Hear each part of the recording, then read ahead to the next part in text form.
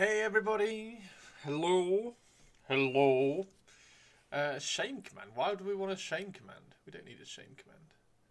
How is everybody doing? Hello! Happy Friday! Friday the 13th. Happy Friday the 13th. Oh dear, sorry, excuse me. Hello everybody, Purples. Whiskey, hello Purples, hello to Ria, hello Soul, and hello Tobes. How is everybody doing? We have, where are we? Some stuff that we can talk about. Some stuff to talk about. Happy Friday indeed. Where is, there she is. The Red Gobbo Clears the Field, episode 5. So we do have, I'm going to go through the Eldar Detachment, so the Grotman's Detachment. Let's talk about plastic, baby. Let's talk about you and me. And we probably need some sort of music, don't we? So we're going to go. I'm going to go through the Eldar and the Drukhari Detachment because I'm quite excited by it. And I know yesterday I was talking about 40k not being thematic and having a little bit of disconnect between the game and like the lore in your head and the battles and everything in your head. But the detachment should be quite fun, and they are quite interesting. And I do want to play some Drukhari. Although now I have to play Harlequins as well, as you'll find out in a second. But let's look at Hera as well, because Hera looks quite cool. Although she does look very different to her other model. Where's her other model? Oh, they've painted two. One with and one without the cloak. What? She has an optional cape.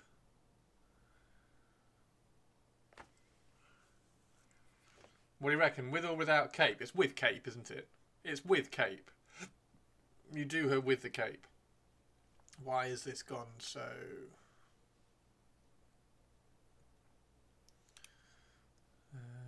there we go.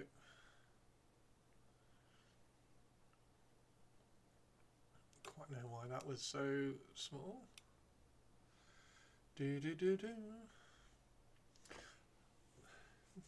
Let's talk about plastic. And we also need to show off the stream gallery update as well. Where's the other Hera model? Why don't we have? Why is there no? Oh God, this stupid website. There's no other. Right, relatable. Where's the other Hera? There she is. Maybe it's the same. The Bride of Death. The Bride of Death. Shame. I don't understand. Like, why am I being shamed? Why am I being shamed? This website is so weird.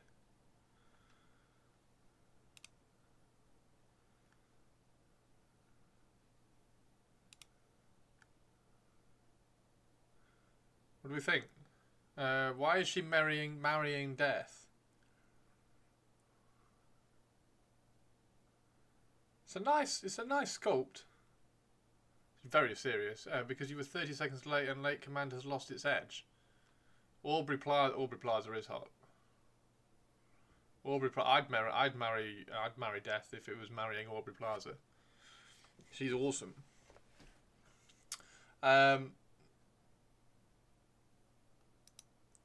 image.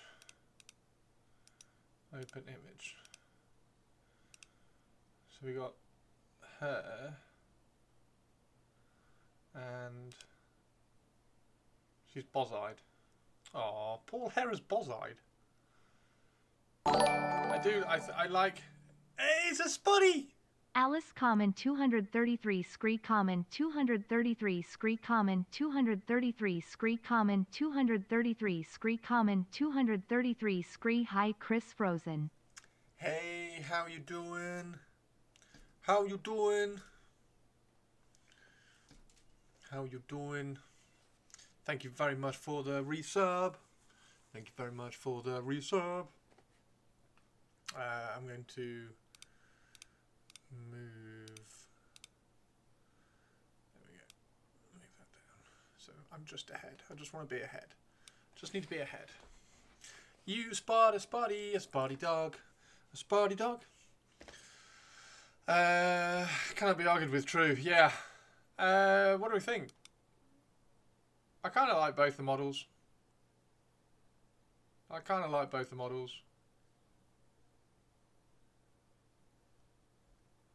Thought they could have glazed that together a bit more.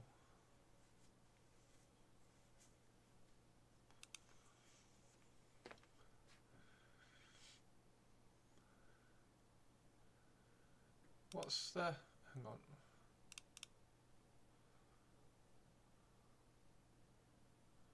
Is it cape or not cape? Not enough Ultramarines blue. My Necro's perfect season fell apart. No! Like the second one better. More adventure, less nightgown. Yeah.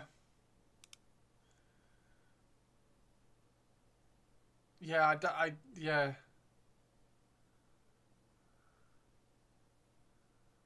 I might paint this like I've done Galadriel and do it kind of sheer so that you can see her legs through it and stuff. That might be quite fun. I do like the model.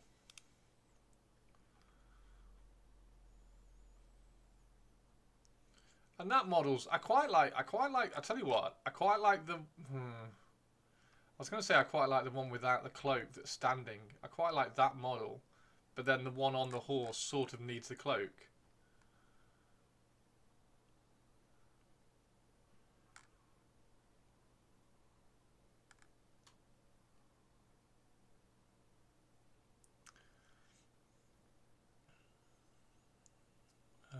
Have you painted this year's Red Gobbo? I have, yes. Where is it? I shared it out ages ago, actually. Where is it? There it is. There's Red Gobbo. As you can see, I haven't painted it as the Red Goblin. I've painted it as the Terrifier, as art. I've painted it as Art the Clown from Terrifier. I painted him in a day for an article which then didn't run, which was a little bit sad. But 100. God, Taria's nailed the 100 again. Taria nailing hundreds again.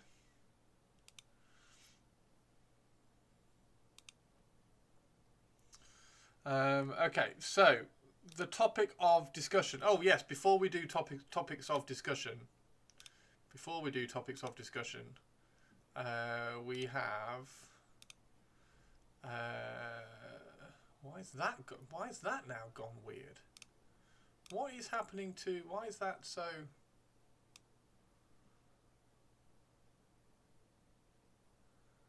There we go. Right. Stream gallery. Because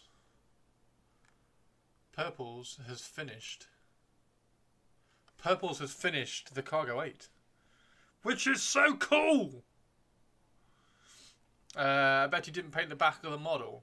I actually did paint the back of the model because there was very, very little actual paint job. It's a cool paint job. Thank you very much. Yeah, it was ever so easy. If you look at the paint job again, here we go. Let me just show you the paint job again. There's actual nothing. There's very little actual paint job on that. That was the snowman was all highlighted with the airbrush, and then snow was painted, and then snow was kind of dripped on it. So the back of him is just exactly the same as the front. The back of the goblin is just the black cloak. So there's actually not a lot of painting on the back that's needed. Yeah. And then I took a photograph for. Where is it? Took a photograph for the article on a white background. There you go. Because they like white background stuff. So yeah, dead simple. I just thought painting him as Art the Clown would be quite fun. So I did. And then just covered him in snow. He's got snow all over his feet, snow everywhere, snow on the ground, snow, snow, snow, snow, snow. It's quite cool. I liked it. I liked it.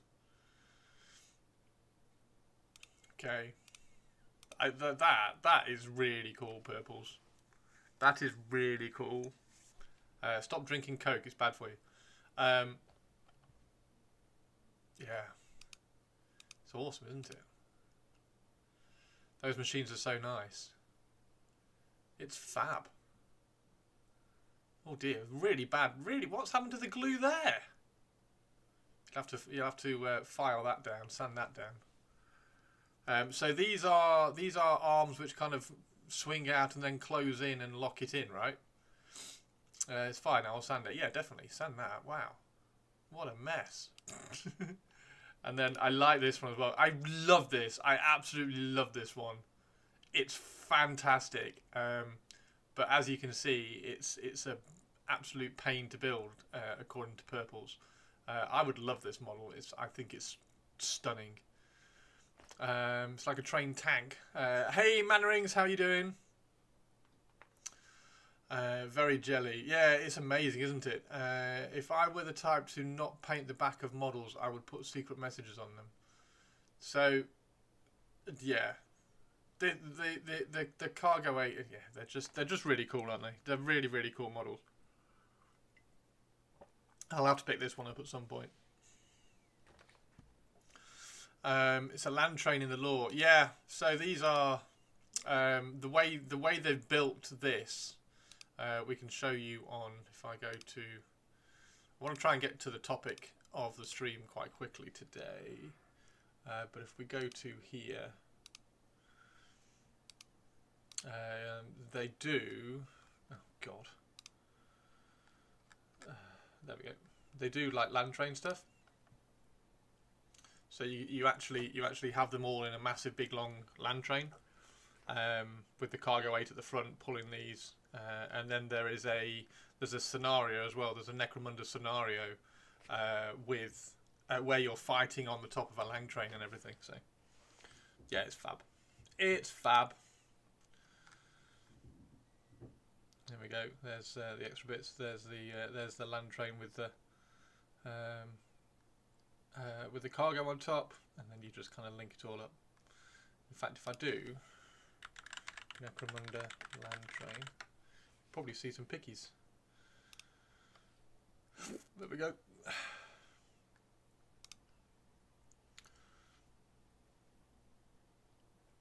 Oh wow. Oh, that's cool. Where's the best land train picture? Come on.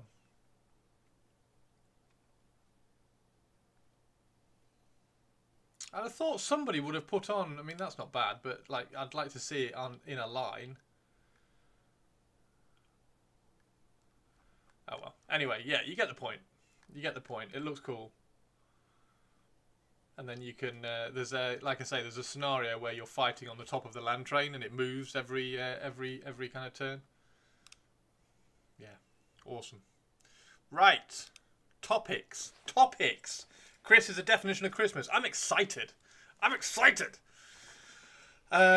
got a functional 6x4 table at counter height in the hobby room. Wow, mate, I'm so jealous. That's fantastic.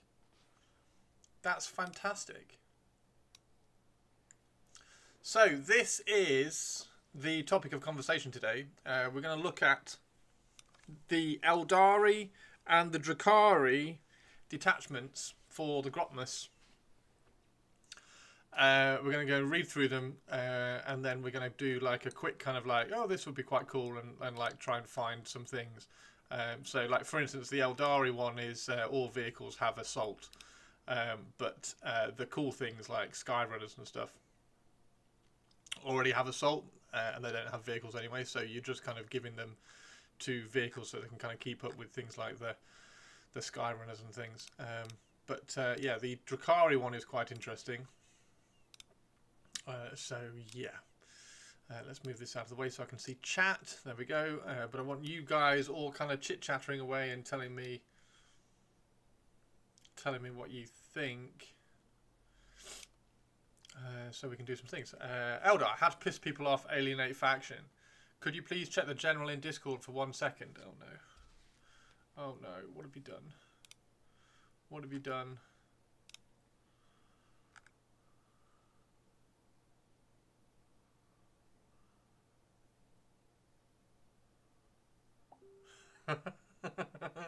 That's very good, Spotty. Very good.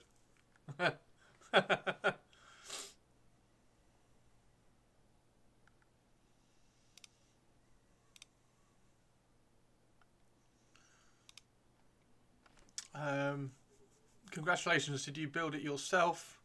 I was looking at setting a 4x4 in the basement. I'd love to do a some sort of gaming board. That would be fab. It would be really, really cool, wouldn't it? It'd be really, really cool. Let's get rid of that. We need to pop out chat.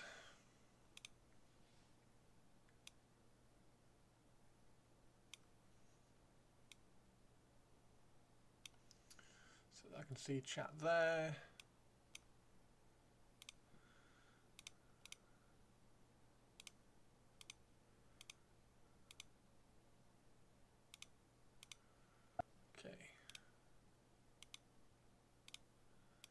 Close all those down because they don't need to be open anymore. Trench Crusade Google Drive.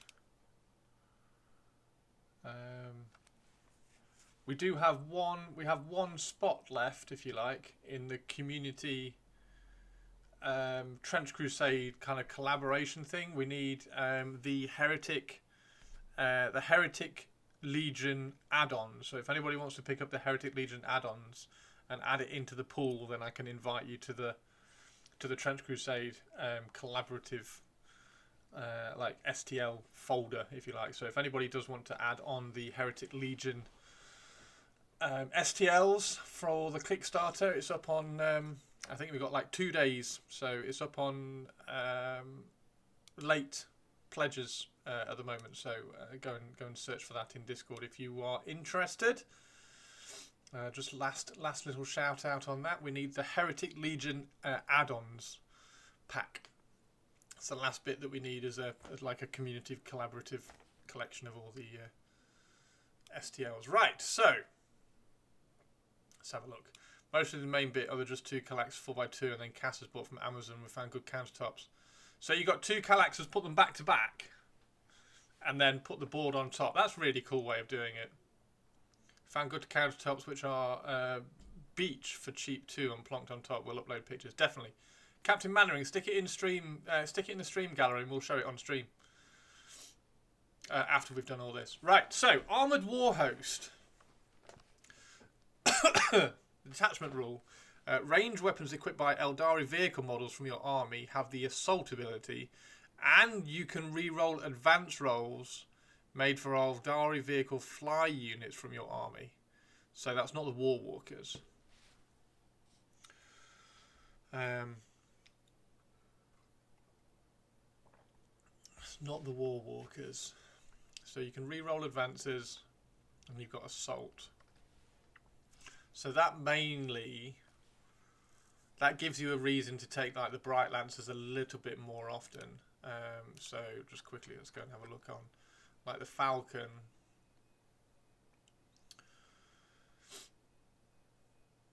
Take the Bright Lance, 36. I mean, the Pulse Laser is also pretty good.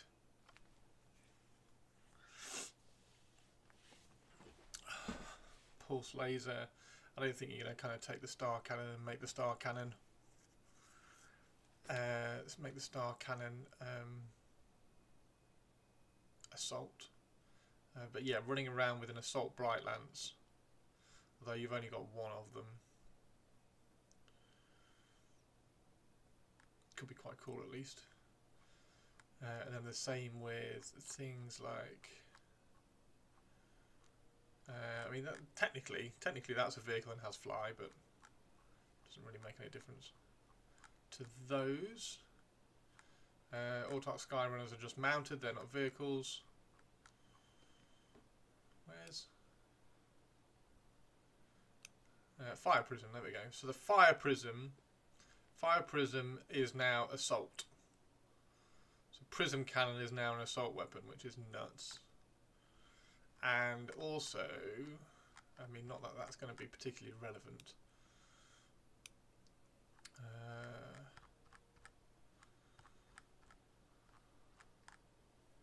Night Spinner is indirect.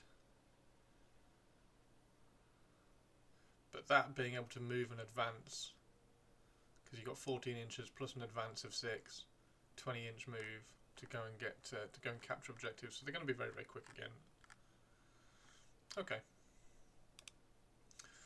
Okay. Guiding Presence.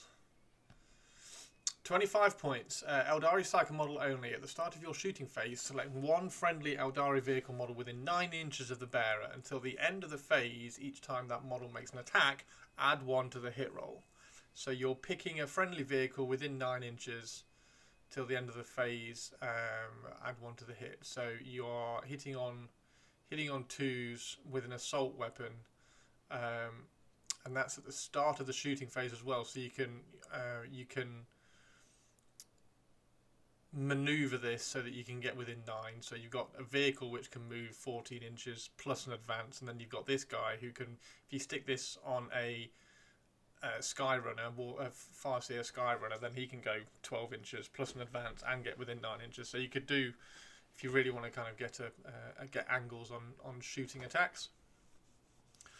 Add 1 to the hit roll. Fire Prism hitting on 2s. The 2 beach plates don't drift apart, and they are somehow tied together. Yeah, we'll have a look. We'll have a look in a bit after we've done this one. So Harmonization Matrix. Aeldari model only. In your command phase, if the bearer or any transport it is embarked on is within range of any objective mark you control, roll a d6. On a 3+, you gain a command point. What?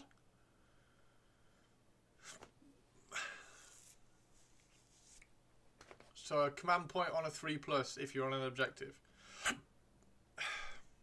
Okay, we'll see what the stratagems are like.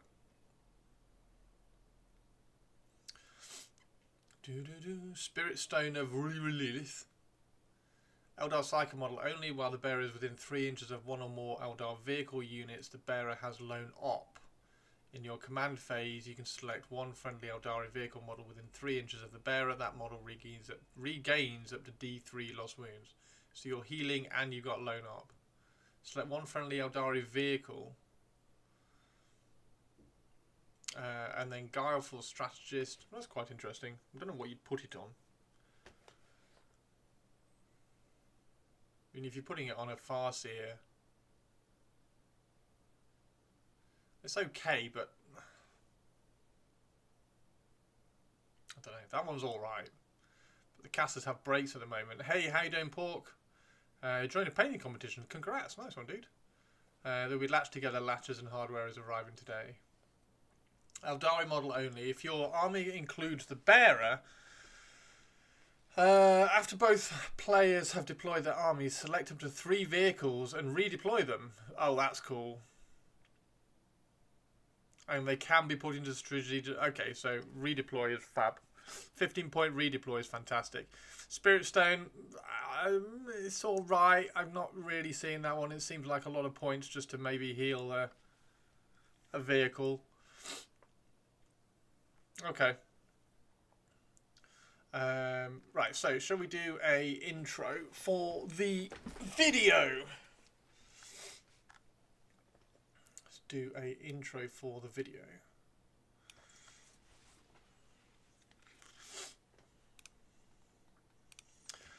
Hello everybody, welcome to the latest video. As you can see, it is Christmas. I am here, I am live streaming with my Christmas Santa hat on, and we are with Twitch chat right now, and we are looking through the new Grotmus Christmas detachments, and this time it's the Aeldari one, which is the Armoured War Host. So, in brief, When unleashed upon the battlefield, apparently, in number, the vehicles of the Aeldari can bring a terrifying volume of firepower to bear with exceptional speed. As supersonic Aeldari aircraft suppress the enemy with strafing and bombing runs, sleek battle skimmers sweep across low, war-scarred terrain, hunting down and obliterating their targets with scintillating volleys. Successive waves of armoured transports follow, their shields and wraithbone hulls tuning alongside incoming munitions as they sweep low to disgorge waves of aspect warriors and guardian soldiers into the fight. As the Aeldari infantry move to seize their objectives and annihilate the enemy, agile walkers sprint towards the flanks of the overwhelmed foe, their guns spitting vibrant streams of enfilading fire into the amassed enemies and ensuring that none escape the wrath of the Asuryani. Now, one of my things recently about 40k is that there's a little bit of a disconnect between what is happening in the lore and in like the narrative idea of the battlefield and what's actually happening on the tabletop. So let's see if this detachment pays off and it is actually an armoured war host that hits this really cool narrative description. So the detachment rule. It is skilled crews, and it's very, very simple. So ranged weapons equipped by Aeldari vehicle models from your army have the assault ability. And then you can also re-roll the advance rolls made for Aeldari vehicle fly units from your army. So there are a few vehicle units in the Eldar list.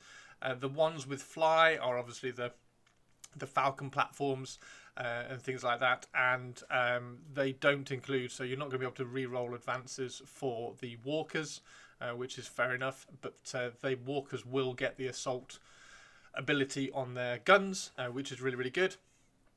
And this is going to be particularly interesting for things like fire prisms, so you're going to end up with an assault fire prism moving 14 inches, advancing up to 6, and then still being able to shoot, which is scary. This is also going to apply for things like bright lancers, so you can stick them on your stick bright lancers back on your Falcon.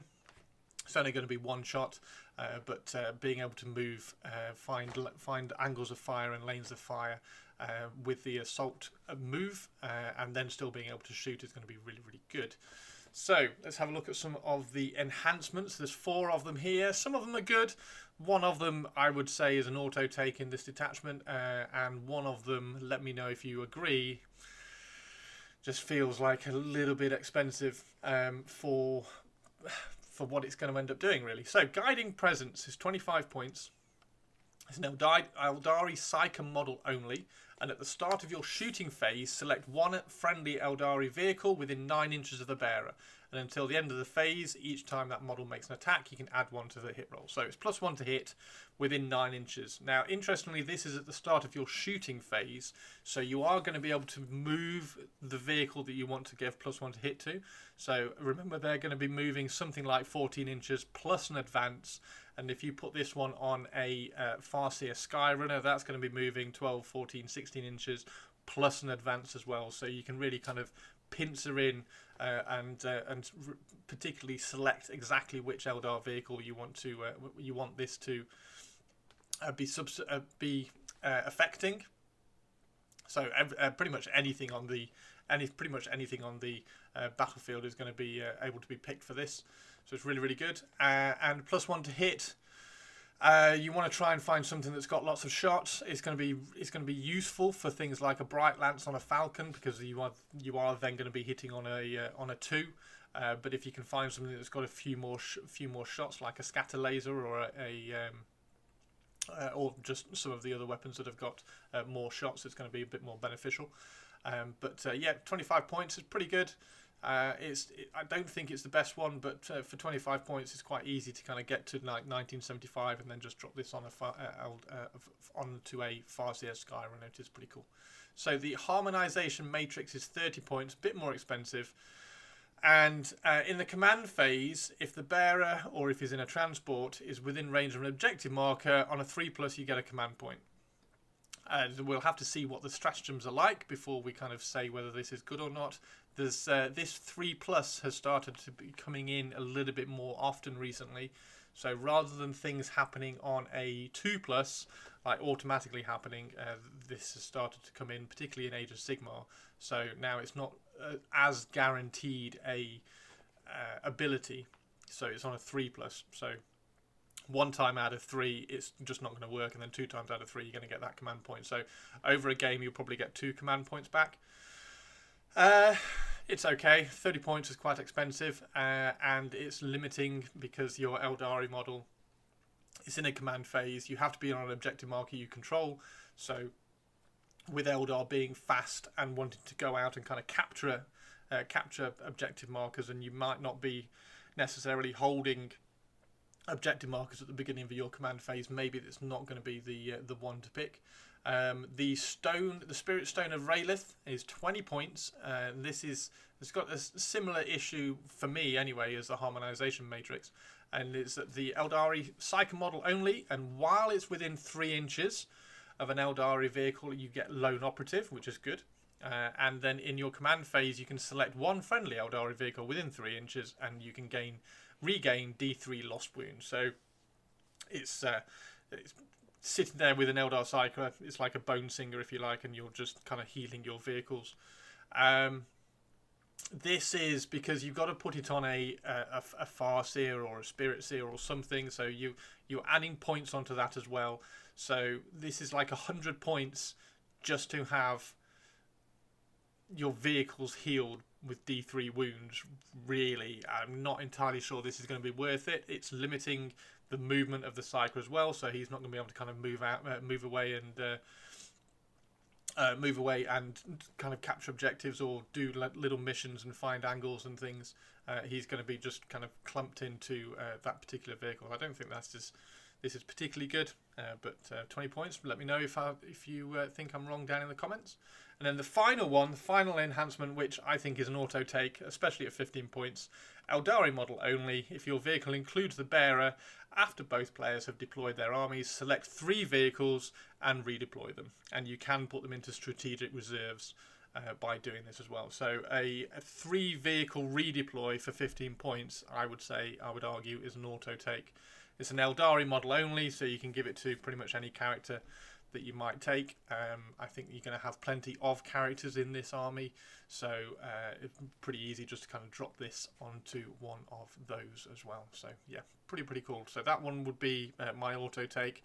The middle 2, I think, limit and are a bit too restrictive in the play style for the ability and effect. And the +1 to hit on an Aeldari vehicle is pretty good. I think I would try and fit that one in the army list if I could. There we go. Kilky, how are you doing, Kilks? Hello, Kilks. Did I see somebody else pop in? I hate it as a surprise boxed one where I need to make a diorama and I have 2 models of a Space Wolf and Thousand Suns. Oh, nice. Nice one, Porks. So a Space Wolf versus Thousand Suns diorama. That sounds cool. Chatham Puscats. Merry Friday the 13th indeed, Kilkster. How are you doing, Kilky Kilk? Yeah, Merry Friday the 13th. Really cool. Right, let's have a look at some of the stratagems for this and see if the 1 command point regen on a 3+ is going to be worth it. So we have layered wards. Any phase just after a mortal wound is allocated to an Aeldari vehicle, 5+ feel no pain. Till the end of the phase. I hate these ones. I hate these ones. How many times are you going to get a mortal wound that 1 command point is going to make it worthwhile? I mean, stratagems have sort of not been as impactful. Do the Eldar still have the Psychic Flyer? They do indeed. They do indeed. It is... where is it?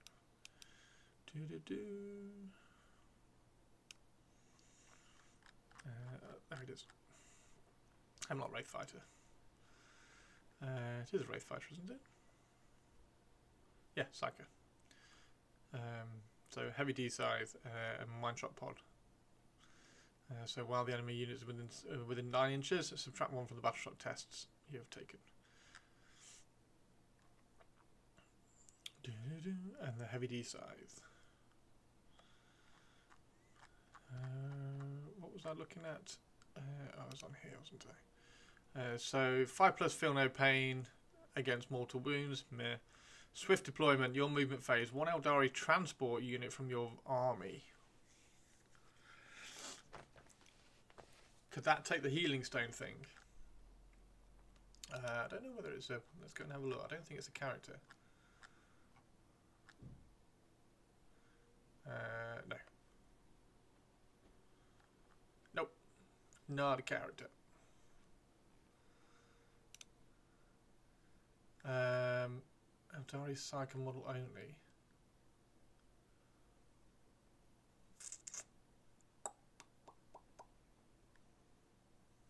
Yeah.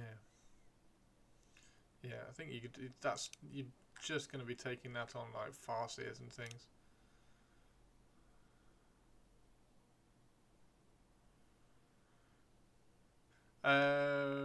Right, where are we? Here we go. It's a cool idea though, Cap. Cool idea. Until the end of the phase, units can disembark from your transport after it has advanced.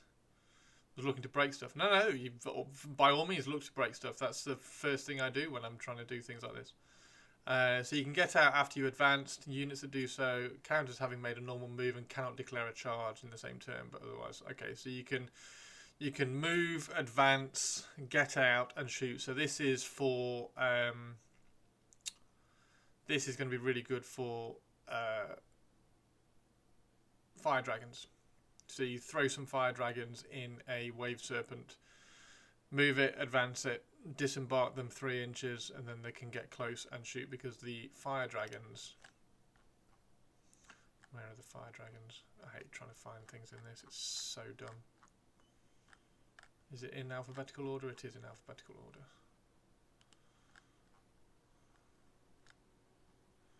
Fire dragons have a melter 3, but it's got to be within 6 inches, which is dumb. So you've got to get within 6 inches to get D6 plus 3.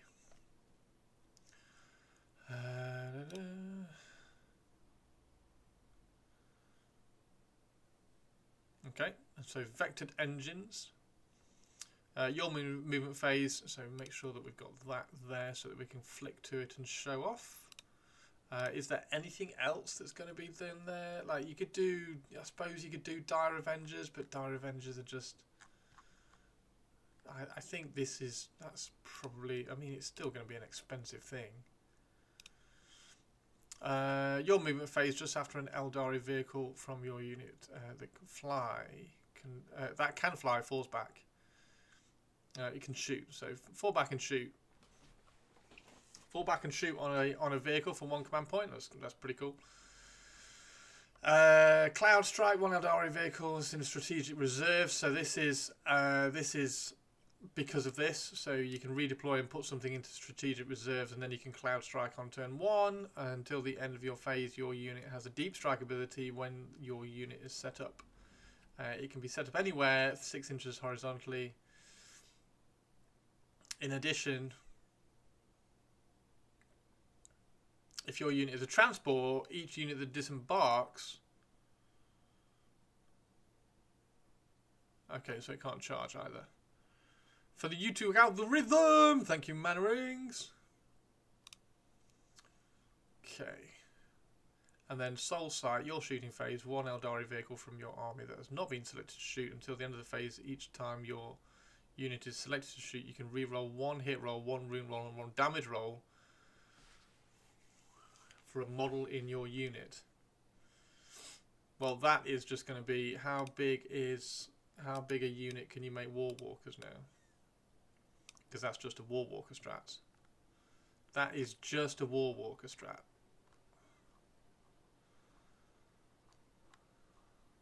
War Walkers. 1? That's a unit of 1. Okay, so it's not a War Walker strat then. 1 Aeldari vehicle unit from your army that has been not been selected to shoot.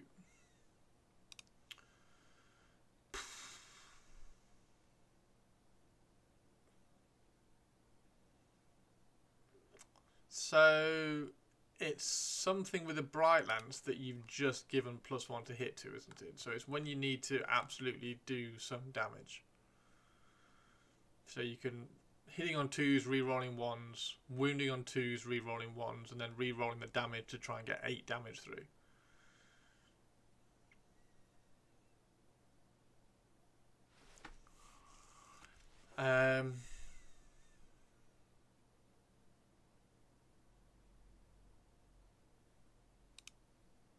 Yeah, because like scatter laser, star cannon, Aeldari missile launchers, not really. Viper. Can you have a unit? No, they're not in units either. So you can't have units of anything really.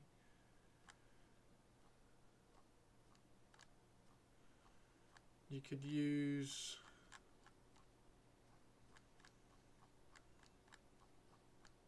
Are they a vehicle? They're not a vehicle, surely. Oh, they are.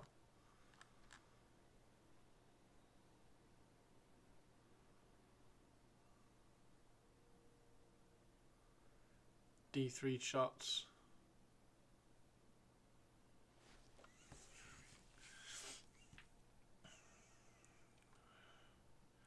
So support weapon D cannon would be quite fun. Where's the... There they are, Skyweavers. What is it?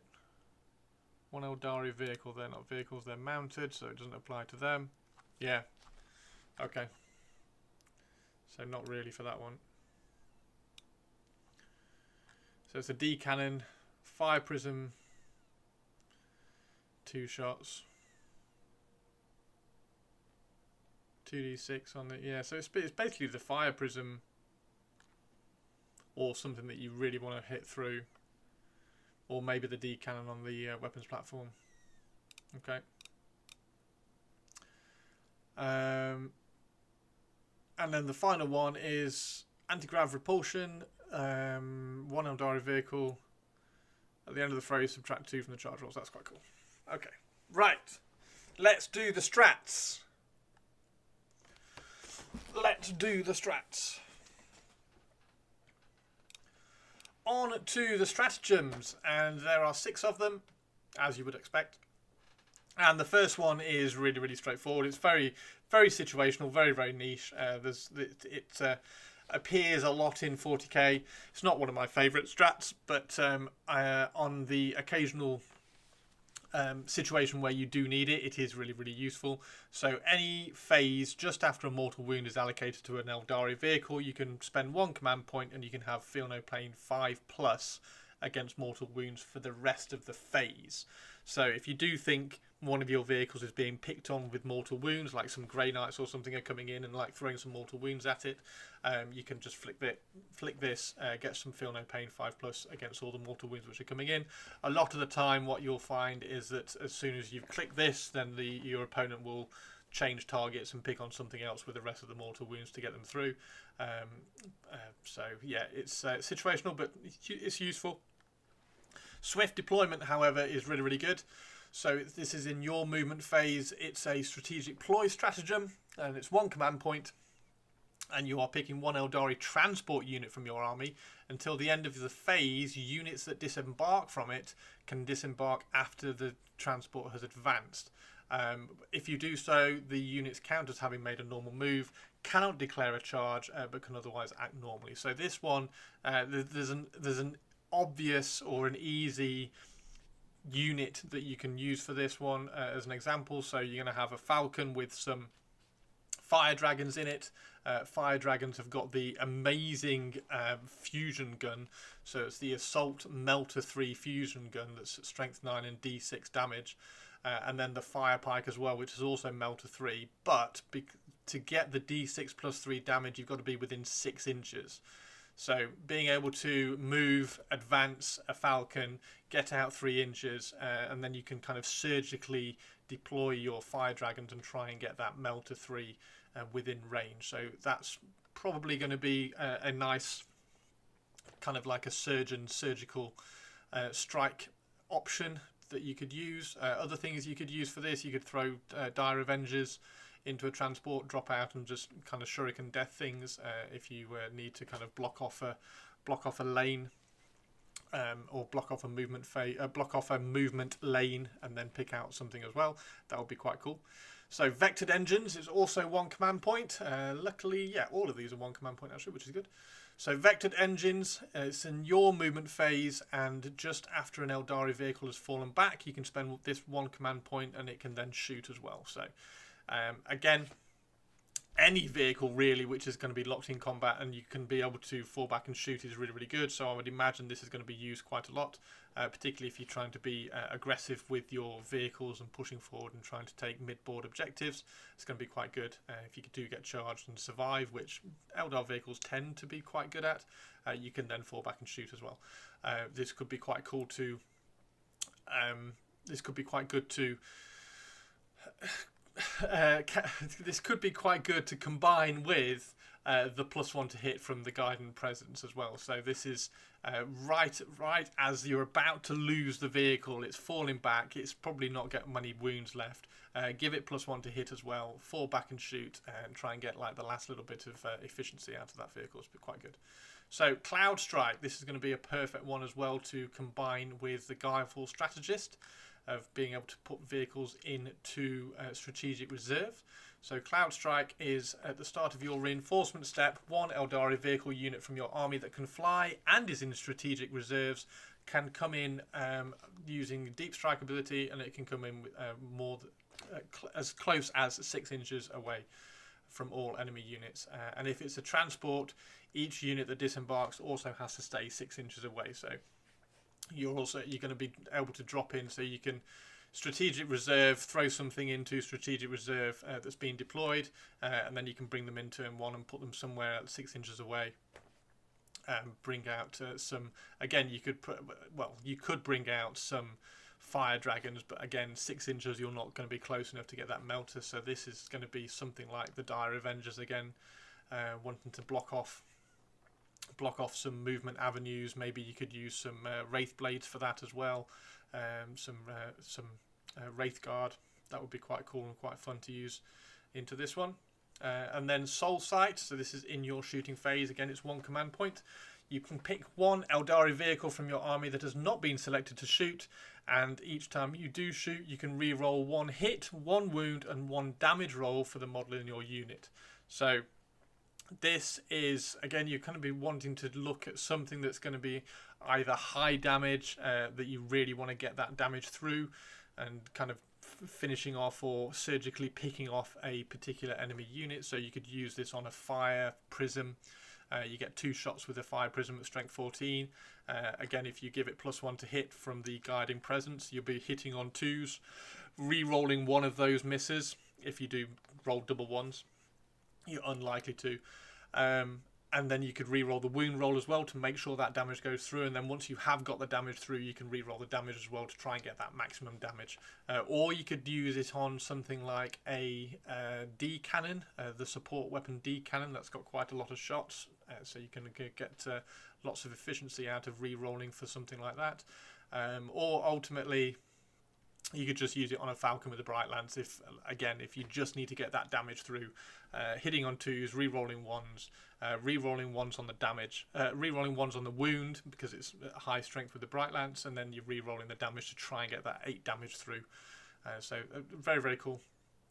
And then the final one is the Anti-Grav Repulsion, and this is in your opponent's charge phase, and you are subtracting 1 from the charge roll if you are charging a Eldar vehicle that's got fly. So it's quite cool. Again, you're not going to be using this on War Walkers, but any of the Falcon platforms would be very, very cool.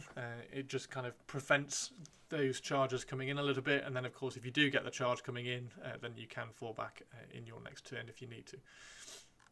So yeah, there we go. So that is the Armoured War Host for the Aeldari. We've got the detachment rule, the 4 enhancements, and the stratagems. Hey Waylander, how we doing? What do we think about the detachment? I think it's pretty good. I think think you're going to need some sort of support. You can use a lot of it. Like the swift deployment is going to be fun. I don't think there's going to be a lot of combat in it, although you are going to be able to use, which I'd forgotten until halfway through the thing there. Oh, is that a vehicle? No, it's not a vehicle.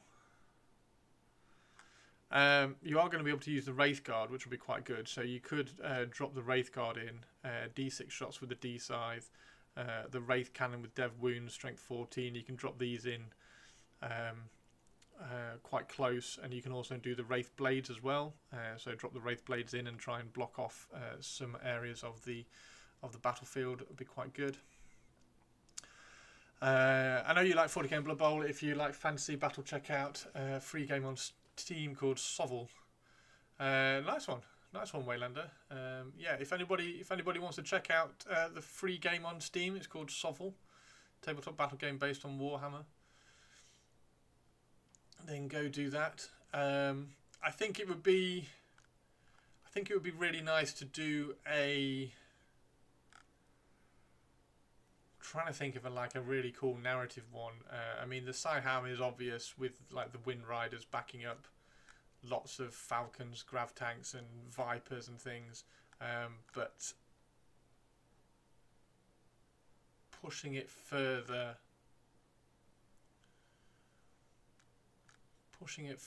and getting transports in there, just to try and control the battlefield a little bit, would be quite fun.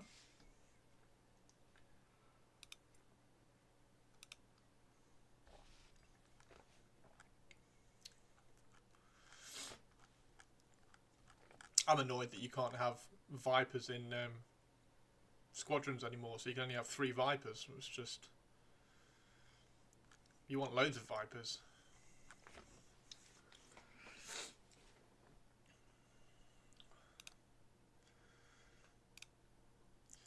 So as a whole, I do like this Armored Warhost detachment. I think it's really cool. I think it can be narrative. I think you can kind of get a little bit of a connection with your army with this.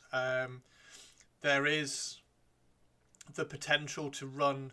There is a potential to run like a really vehicle heavy Simhan style force with loads of Vipers, loads of you could have the Hornets from Forge World in there as well, loads of Falcons, all backed up with Wind Riders and Warlock Skyrunners and things. It would be really good. I think that would be fun. I think the vast majority of the rules and strats are going to be beneficial to that. There are going to be some which you don't get to use too often. So the transport is not going to be particularly used in a Simhan force unless you can put some. I would probably go with Guardians in Falcons just to kind of get out, and you could use those to kind of move block. So you could advance move your Falcons up, get your Dire Avengers or your Guardians out to kind of move block and have a little bit of ball control and presence around there. You could also use Wraith Blades as well to do a bit of a move block, and use those to kind of push up the flanks and kind of shepherd the enemy army into exactly where you want them to be. The benefit of Eldar being so fast is that you could have loads of these vehicles that are moving all over the place, and being able to kind of reach out and touch and do damage where you want to. So I think it could be really fun. I am pretty sure you could write an Eldar list which is going to be competitive with this as well. But you are going to have to do things like drop in some other units for objective control. So get in some Guardians or get in some Dire Avengers. Maybe, I don't think using the Fire Dragons in a transport is going to be particularly efficient in terms of points, particularly when you can get plenty of punch from the vehicles, which you have to get anyway. So I think it'd be fun. I'd really like to see everybody's army lists that you write with this, so please drop your ideas down in the comments down below, and let me know what you think about this detachment as well. The idea of running loads of vehicles, I had a Eldar army started a few years ago, which I sadly sold, and I kind of wished I hadn't done, which was loads of Falcons, loads of Fire Prisms, loads of Vipers, and loads of Windrunners. I'm very, very sad that the Viper is now just a single Viper, so you can only have 3 Vipers total. I used to love the squadrons of 3, so you could run like 6 or 9 Vipers. I think that would be amazing. But sadly, they are 1 only. Same with the War Walkers as well, so you can't run squadrons of War Walkers and get lots of benefits from the stratagems for that, but the Vipers would be good. Interestingly as well, if we just scroll down here, the weapons platform. Where's the weapons platform? Is it a heavy weapons platform? Is it on H? The heavy weapons platform is also considered a vehicle as well. So the support weapons platform is also considered a vehicle, so you are going to get all the benefits from this as well. So things like the D cannon or the Shadow Weaver, they're indirect, but you are going to be able to kind of move assault and then get the bonuses of +1 to hit if you need it on some of these things. So that could be quite fun and a little bit cheeky. So yeah, let me know what you think, guys. Drop me a comment down below.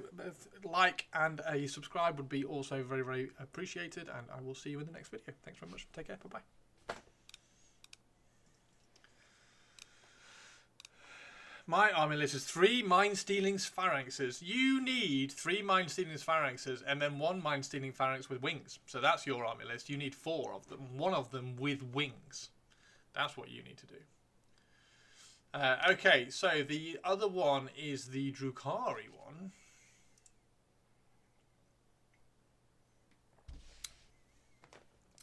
You're very quiet, chat. You get bored with me doing these read-alongs, don't you? You want me to just paint. Sold mine. I think Ted has 1 or 2 now, so I have only 1 I need to build. You sold yours? The ones that you painted, you sold? Unbelievable. Unbelievable, Kilks.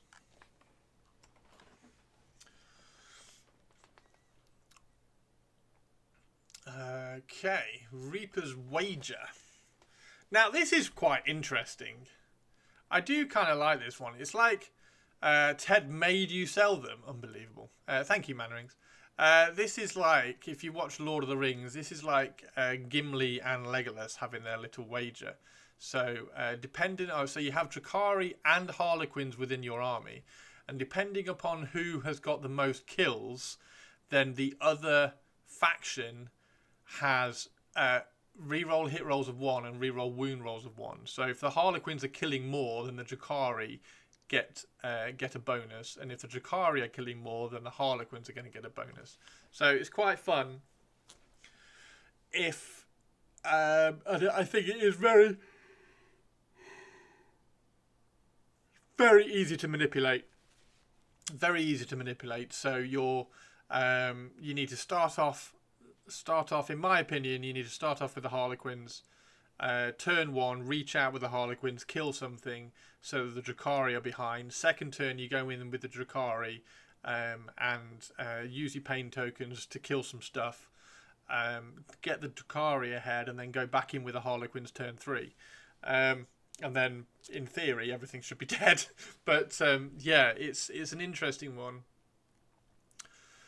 And you can have up to 1,000 points of Harlequin, so you can do 50-50, which you kind of need to do, I think. Yeah. Reaching out with Harlequins turn 1. Reaching out with Harlequins turn 1. You're going to need something like Death Jesters, maybe Void Weavers, but you kind of need Void Weavers en masse to be able to kill something. So it's probably Sky Weavers. Probably a unit of Sky Weavers to kind of go out there and haywire something, kill it early, so that turn 2 you can go in with your Drukhari, which might be quite good fun. So that's probably the way that I would do that. So Yeah, it's quite cool. And then we've got enhancements. So the Arch Raider, 15 points. Harlequin or Drukhari model only in the declare battle formation step. If the bearer starts the battle embarked in the transport, you get Scout 9. Oh my god. Right, okay. An already fast army now gets Scout 9. Yeah, that's pretty good. Right, already fast army gets Scout 9. Right, let's do the intro to this one.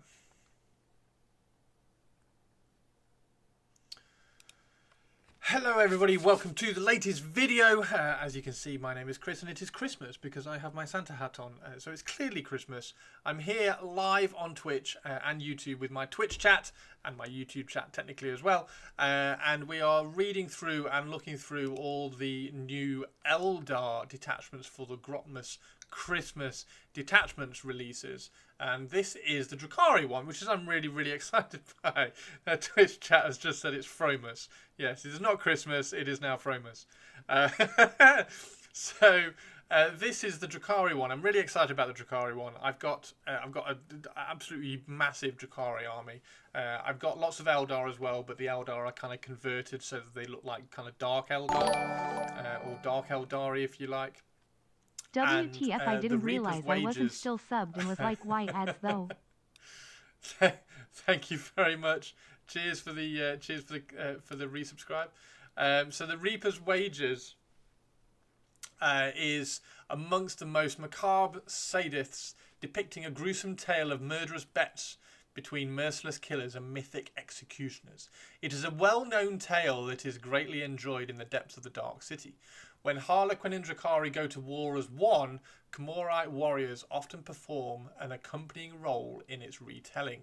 Bladed Drukhari transports emerge from the Wedway alongside scintillating Harlequin skimmers and emblazoned with dazzling adornments. Cabalite warriors open fire upon the foe from firing decks, and witches howl and whoop as they leap acrobatically into the fray. As Harlequin troops begin their gore-slick recital, they inhabit their roles wholeheartedly, competing furiously with the Drukhari allies to score the greatest tally of luridly violent kills. So, the detachment rule here, if anybody has watched Lord of the Rings, you will know very well what this detachment rule, how this detachment rule works. It is Gimli versus Legolas, Drukhari versus Harlequins. Whoever has the most kills, the other army, the other faction, the other force gets a bonus. That bonus is you can re-roll a hit roll of a 1 and re-roll a wound roll of a 1. So if the Drukharis have got more kills, you've got to keep a tally. If the Drukhari have got more kills, then the Harlequins will get the re-rolls. If the Harlequins have got more kills, then the Drukhari will get the re-rolls. It's a really interesting detachment rule. It's obviously going to take a lot to kind of keep track of and kind of tally up, but I'm sure it's also going to provide a little bit of narrative and fun hobbying to kind of create a little tally board with Drukhari on one side and Harlequins on the other side, and kind of keeping track of the kills and things. So it'll be quite good fun.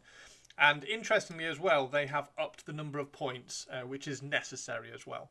So before, you, as a Drukhari player, you could take 500 points of Harlequins in a 2,000 point army. Now you can go 50-50, so now you can take 1,000 points. So you can have 1,000 points of Harlequins, 1,000 points of Drukhari, and then you're having this wager throughout the game, which is really interesting. Now, I will kind of talk about my thoughts about it at the end, but we're going to go into some enhancements now, and we'll start with the Arch Raider, which is already an incredible enhancement. So Harlequins and Drukhari are pretty much guaranteed to be the two fastest armies in 40k. Arch Raider makes them even quicker. So Harlequins or Drukhari model only, so you can put this on either of them. In the declare battle formation step, if the bearer starts the battle embarked on a transport, the transport has Scout 9. So you can already move 1,000,000 miles a turn. Now you can move 9 inches before you move that 1,000,000 miles in your first turn. So really cool. It allows you to be aggressive with a transport that's got a homunculus or a troop master or Lilith or some kind of Drukhari close combat unit in there. Could be really aggressive with it. If you do win the first turn, you can then move even more aggressive and move 9 inches further away. If you don't get first turn, you can then move 9 inches back and be a little bit more defensive. Fantastic. 15 points. Absolute bargain. Why is it 15 points? I don't know why it's 15 points. Webway Walker is also 15 points. Harlequin or Drukhari model only. Models in the bearer's unit have Deep Strike. Each time the bearer's unit is set up on the battlefield using Deep Strike, if the unit is currently losing until the end of the turn, you can re-roll charge rolls. So, imagine giving this to witches. So you give this to a witch or a succubus. Give it to a succubus in a unit of witches. Bring them in turn 2. So Deep Strike them in turn 2. After the Harlequins have killed something turn 1, and then they're re-rolling the charge. It's very, very cool. And 15 points. Again, it's just an auto take. You're going to have Drukhari and Harlequin characters left, right, and centre in this force, in my opinion. So throwing this on a succubus for 15 points is just a bargain. And then you've also got a Harlequin troop master with a Scout 9 ability. Anyway. Really, really cool. 25 points this time. Harlequin model only. Models in the bearer units have stealth and infiltrate. Again, fastest armies in 40k. We get Scout 9 and now we get infiltrate as well. So stealth and infiltrate on a unit of troop right up in the enemy's grill. Forcing and pushing that wager over towards the Harlequins in turn 1, so that you're getting the Drukhari behind, so that when the Drukhari kind of come in turn 2, anyway, I'm getting ahead of myself. Fantastic. It's really, really cool. Conductor of Torment, 20 points. So this is a Drukhari only. And then in your command phase, you can do one of the following. If your Drukhari units are currently losing the wager, I can pay a pain token, so you get pain tokens every time you kill a unit, and you can use those to re-roll hits and wounds. If you do, Drukhari units from your army are now winning the wager, so you can flip it for the price of 1 pain token, which is really, really good. And then if you are currently winning, you can discard a pain token. If you do, Harlequins from your army are now winning the wager, and therefore the Drukhari can then get the bonus. So for 20 points, to be able to manipulate... For 20 points, to be able to manipulate this is fantastic. And I will tell you why at the end of the video. It's really, really cool. It's really, really cool. Okay. Just want to check. So it's each time... Yeah, okay, cool. Right, so it's absolutely fantastic. Right. Let's get on to the stratagems. Hey, Jet, how are you doing? That's all right, Kilky. That's all right. How are you doing, Kilkster? Happy Friday the 13th. Jet, how are you? This detachment is a lot of fun. It's a lot of fun. This is probably the most fun detachment I have read so far. Chris, you thought about ordering a Hawaiian pizza, or are you having pineapple with your Christmas dinner as you... I wondered how many people it would annoy. Oh dear, I just genuinely really like pineapple on pizza. I like, if I like something, I'll put it on anything. Like, I used to have baked bean sandwiches because I like baked beans. Right, Henster, how are you doing? How are you doing? Okay, let's read through these stratagems, because already this is just a brilliant detachment. Okay. Malicious Frenzy. Your shooting phase. 1 Drukhari or Harlequin unit from your army that has not been selected to shoot. You can have lethal or sustained. Lethal or sustained.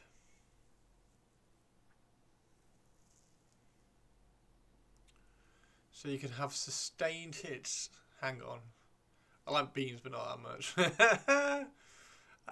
You could have sustained hits 1 on a unit of... Oh my god. You could have sustained hits 1 on a unit of Cabalites with a dart lance, a blaster, a shredder, a blast pistol, with a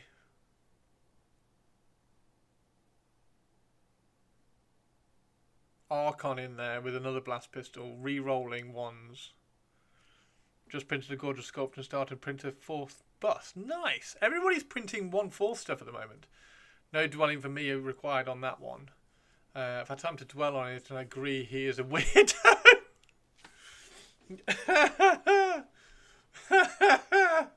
Oh dear. I'm just going to remind myself what the Archon ability is, whether it's reroll ones to hit or reroll ones to wound. The Archon is reroll ones to wound. Okay.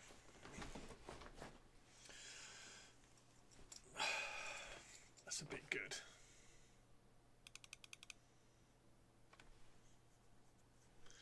It's a bit good. Let's bring that there.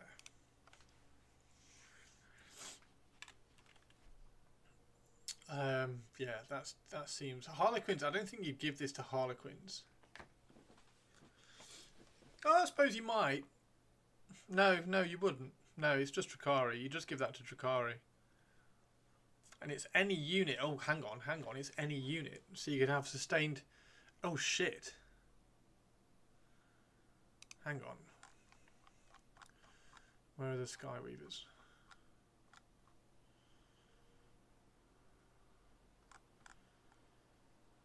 How many shots do they get? 2 shots. So you can have 8 shots with sustained.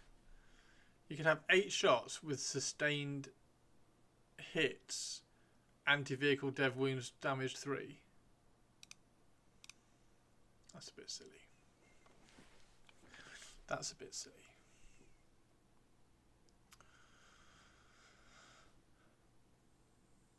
Yeah, that's a bit silly. Surprised no one else saw him sneak the pineapple on the big. Oh dear. I did add bacon on it as well. I added extra bacon. Fateful roll. Fight phase just after an enemy unit has selected its targets. Yeah, that's really good. So turn 1, you're spending a command point on Skyweavers to just pop something, because you've got 8 shots that are hitting on 3s with sustained hits, which is basically hitting on 2s.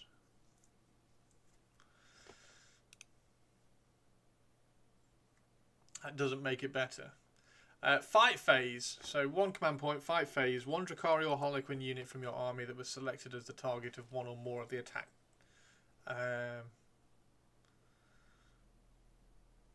Till the end of the phase, each time a model is destroyed, 4+, you can fight on death. Okay, so it's fight on death for a 4+ or a 3+ if you lose in the wager. Yeah, that's pretty cool. That's pretty basic, awesome. Fight on death on a 3+. Because you're never going to pick it if you're winning the wager on a 4+. Really, just make the use of it and do it on a 4. Do it on a 3+. Domino's bacon is dog shit. Is it? Is it not good? Should I take it off? I mean, Domino's pizzas are pretty crap, but they're I just kind of really fancy a pizza. And I've got a 50% off thing. How you doing, Avian? Today's fish is trout a la Murderer's Circus. Fight phase just after an enemy unit has selected its targets. 1 Drukhari or Harlequin units from your army that was selected as a target. 1 of the more attacking units attacks. Till the end of the phrase, each time an attack targets your unit, -1. So it's -1 to hit in fight phase. Okay. Yeah, that's fine. That's cool. Shorten the odds. Your movement phase just after Drukhari or Harlequin unit has advanced. Target that unit. You can shoot and charge. Fuck me. I forgot to add bits to the snark. How you doing, Avian? So you can advance and shoot for a command point. Okay, we don't get... Where was the reroll? The reroll was here, wasn't it? Reroll charges. And then just quickly, let's check witches.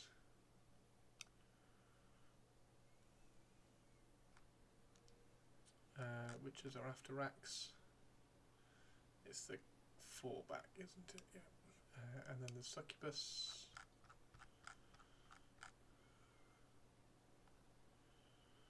The court.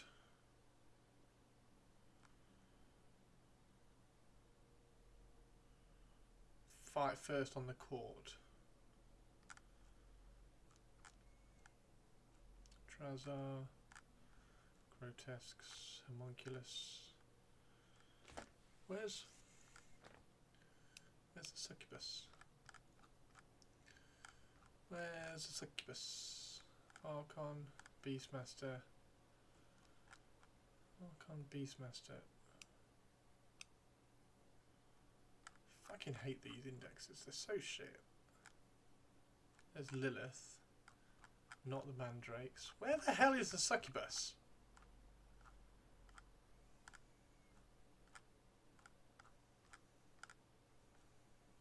There she is. Sustained.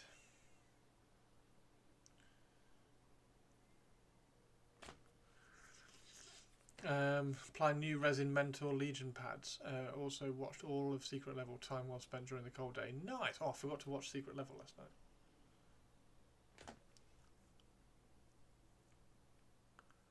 This model's unit has fight first.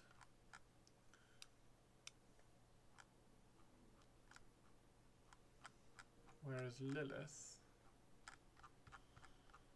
is it in alphabetical order? Yeah. It's the AP one, yeah. Okay. So advance and charge, which is just awesome.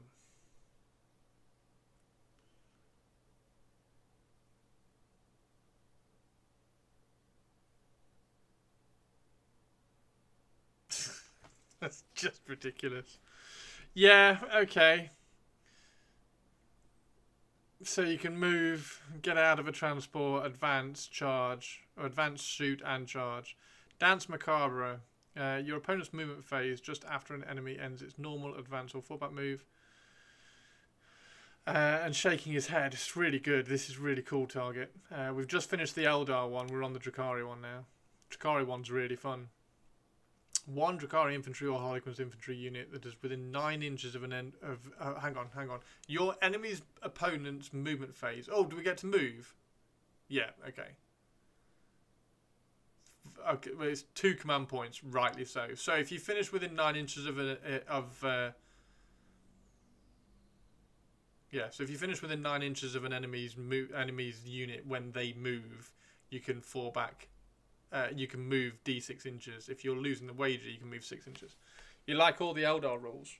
I like all the Eldar rules. They're okay. They make a really interesting army. This makes a really interesting army. This is nuts. Okay, let's hit record on this one. Okay, so the detachment has 6 stratagems. They are not all 1 command point this time. We do have one that is 2 command points. You'll understand why that's 2 command points in a second. So the first battle tactic is Malicious Frenzy, and it's in your shooting or fight phase. And you pick 1 Drukhari or Harlequin's unit, and then you can select either lethal hits or sustained hits. So this is going to be really, really fun for a split unit of Kabbalite warriors that has a dart lance in it, a shredder, a blaster, a blast pistol, and a blast pistol on an Archon, all re-rolling 1s to wound, and getting sustained hits on those shots. That would be really, really fun for 1 command point. Or for sustained hits on a Harlequin unit, you could use Skyweavers. So you could have 8 shots on a unit of 4 Skyweavers, getting sustained hits, effectively hitting on 2s because you're getting the sustained hits, doing anti-vehicle 4+ devastating wounds, damage 3. You could also do that. So yeah, malicious frenzy is pretty cool. There's obviously you can apply that to pretty much all of the other units as well. Lethal hits would be quite fun for just loads of splinter shots. Really nice little stratagem for 1 command point. Fateful Roll is in the fight phase, and you pick 1 Drukhari or Harlequin unit from your army that was selected as a target of one of the enemy attacks, and they get fight on death. Now they get fight on death on a 4+, unless that unit is from a faction that is losing the wager. So if you're losing the wager, if you're Drukhari, if the Harlequins have currently got more kills, and you are picking a Drukhari unit for this, then they are fighting on death on a 3+. You get +1 to this dice roll if you're losing the wager. So fighting on death on a 3+ is really good. Like, fight on death is always really good. Like, incubi are like, you're just not going to charge incubi because incubi will just kill you back, and then they'll get to kill. Then whatever's left will then kill you again. So really fun. You could definitely use this on incubi. You could definitely use it on Harlequins. Obviously, I would try to manipulate this so that whenever you are going to be likely to be using it, you're going to be either losing the wager, so you're going to be getting the roll on a 3+. Try not to put units in a position where you're going to be using this and it's going to be fighting on death on a 4+. So it's again, we'll get to this at the end of the video, but this is such a cool manipulative detachment. It's going to be really fun to play. Murderer's Circus. This is also in the fight phase. Just after an enemy unit has selected its targets, you pick a Drukhari or a Harlequin unit and then -1 to hit. Perfect, brilliant, 1 command point, great strat. It's always been great strat. -1 to hit has always been brilliant. Perfect. Okay, so shorten the odds. A lot of these stratagems are really simple, useful, and you're going to be using them a fair amount, I think, as you are with this one as well. So in your movement phase, just after a Drukhari or Harlequin unit has advanced, pick that unit. It can shoot and charge and advance after it's advanced. So brilliant, really good. And again, this is after it's advanced. So you're going to be able to, if you want to have a couple of units to roll your advance rolls, you want to pick the unit that advances further. So maybe you have 2 units that you want to make the charge, and one of the units rolls a 1 and one of the units rolls a 5. Then you're going to be applying this to the unit that's rolled a 5. So it's really useful. You don't have to apply the stratagem before you've advanced. It's after it's advanced. So it's absolutely perfect. Really good. And it's going to be very useful. Advancing, shooting and charging witches coming out of a transport that's already moving 1,000,000 miles is like, you're just not going to be able to defend against things like this. Scintillating tempo. Your movement phase or your charge phase just after a Drukhari or Harlequin's unit from your army was selected to make a normal, advance or fallback move. And then you declare a charge. So that unit, until the end of the turn, enemy units cannot use fire Overwatch stratagem to shoot at your unit. So no Overwatch. Again, it's just brilliant. It's just really good. It's a useful stratagem for 1 command point. Harlequins and Drukhari, like all Eldar, are inherently fragile. They get shot at, and they're more likely to die than not. So having a no Overwatch strat is absolutely brilliant. It's a great use for one of the 6 stratagems. And then finally, the 2 command point strat. It's the horrible one that everybody hates. Your opponent's movement phase just after the enemy unit ends a normal, advance or fallback move. If it finishes that move within 9 inches of the Drukhari or Harlequin infantry unit, you can move D6 inches. If they are currently losing the wager, if that unit is in the faction that's currently using the wager, it can make a normal move of 6 inches instead. It's just fab. Fab. Really cool set of stratagems. Really cool detachment rule. Very cool enhancements. Why that's 15 points, I have no idea. That should be a lot more than that, but Games Workshop love doing weird points. So it's fine. 1,000 points of Harlequins, 1,000 points of Drukhari. It's cool. Move, transport, move, shoot, charge. Yeah, it's it's move the transport. So this is a thing target. It's move the transport. Let's go down to the Viper. Venom, I mean. It's move the transport 14 inches. Get out 3 inches. Move. Move your witches, which can move. Who move 6? Oh no, move. Sorry. Witches move 8. And then you can advance with them as well, and then you can charge as well. So you're moving 14 inches, get out 3 inches, that's 17 inches, move 8 inches with the witches, that's 25 inches, add an advance onto that, that's 31 inches, add a charge onto that, that's 43-inch charge reach for a unit of witches in a Venom in the first turn. And then you can also apply that to the troops as well. So troops getting out of a Void Weaver. Where are the troops?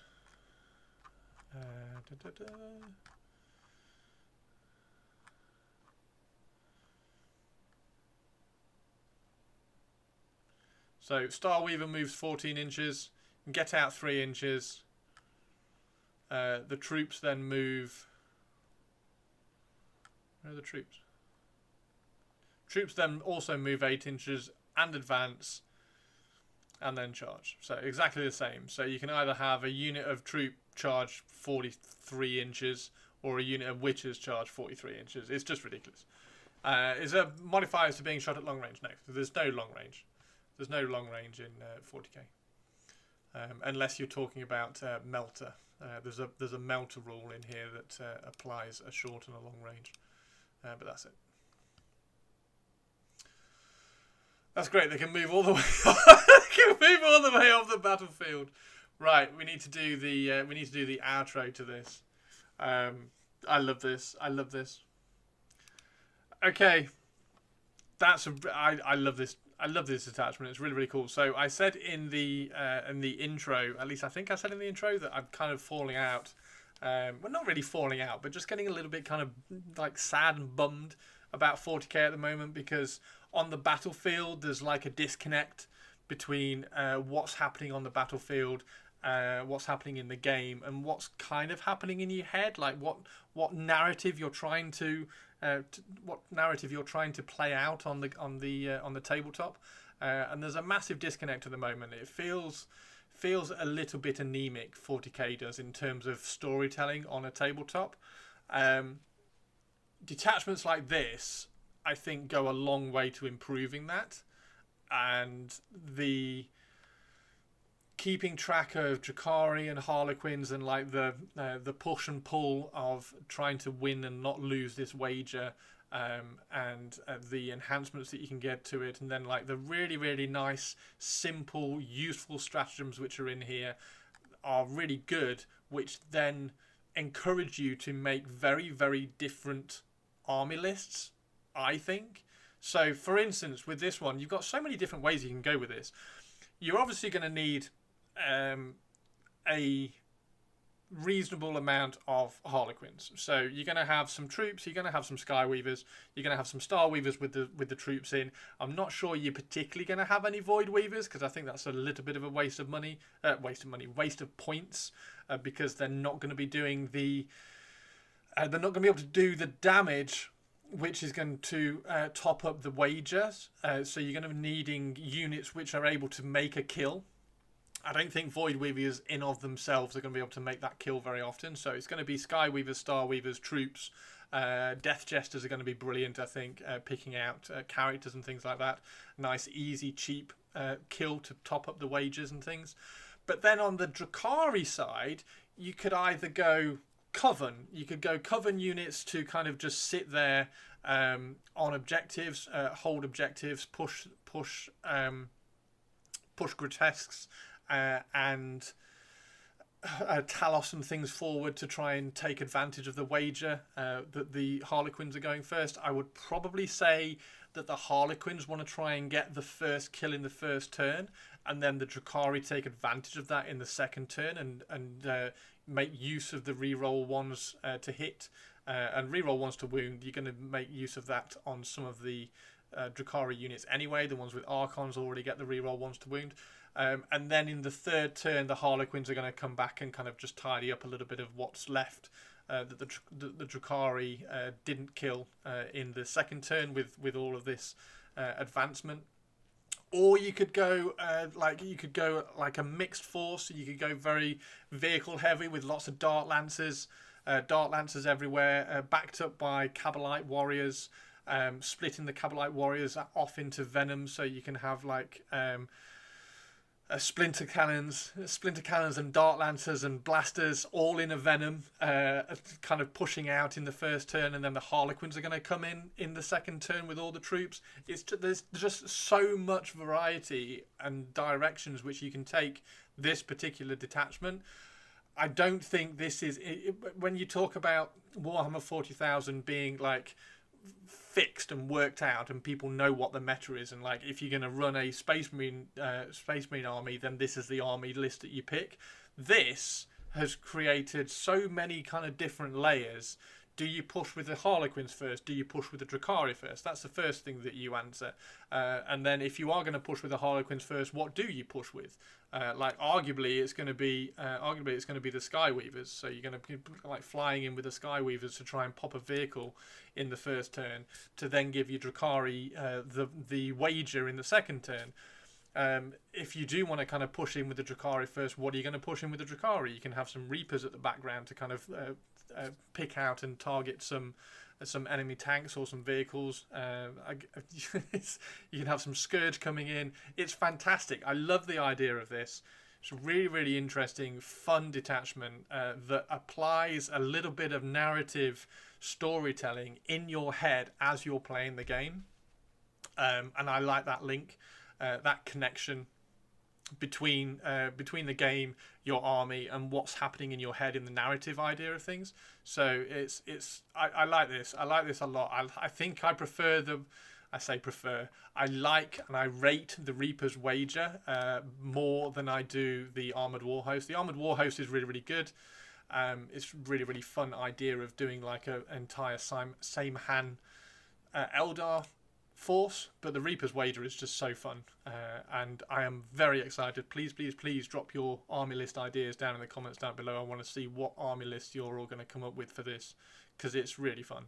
I like it a lot. I'm going to write one once I finish the stream, and I'll probably throw it up on my Instagram and Blue Sky, so drop me a follow on there if you want to see my ideas for some lists. Yeah, I think it's great. So thanks very much, everybody. Take care, and I'm sure I will see you again on the next video. Have a good one and happy Christmas. Harlequin versus Drukhari in the same army. Eldar playing with themselves as a target. It's really cool, dude. It's really cool. It's really cool. So you basically have in a strike force, you have 1,000 points of Harlequins and 1,000 points of Drukhari, sort of. You can have like 800 points and 1,200 points. And then it's basically Legolas versus Gimli. So whoever's got the most kills, the other faction gets reroll 1 to hit and rerolls 1 to wound. And then when Drukhari get more kills, then the Harlequins get the rerolls, and the Harlequins get more kills, and the Drukhari get the rerolls. It's fab. It's fab. I love it. It's really, really cool. So yeah. I like that a lot, and the enhancements are really cool. Like the enhancements all do something, unlike the Eldar ones, where these two don't really do anything. Like they're just a little bit too restrictive in of their choice. Whereas these ones are fantastic. These ones are just really, really cool, because what you can do, the last one down here, you can manipulate the wager. So you can pay a pain token and you can manipulate the wagers. So if the Drukhari are winning the wager, you can manipulate and take it back and say that the Harlequins are winning, and then you get the rerolls again. It's just really, really cool. If Harlequins get enough changes, I may finally play 40k instead of the old world. If Harlequins get enough changes, why? What changes do you want for Harlequins? You still can't really run Harlequins on their own. Love a deep striking troop with master re-rolling charge. Dude, it's just nuts. It's really fun. There's so many choices in here that you can do. So many choices in here that you can do.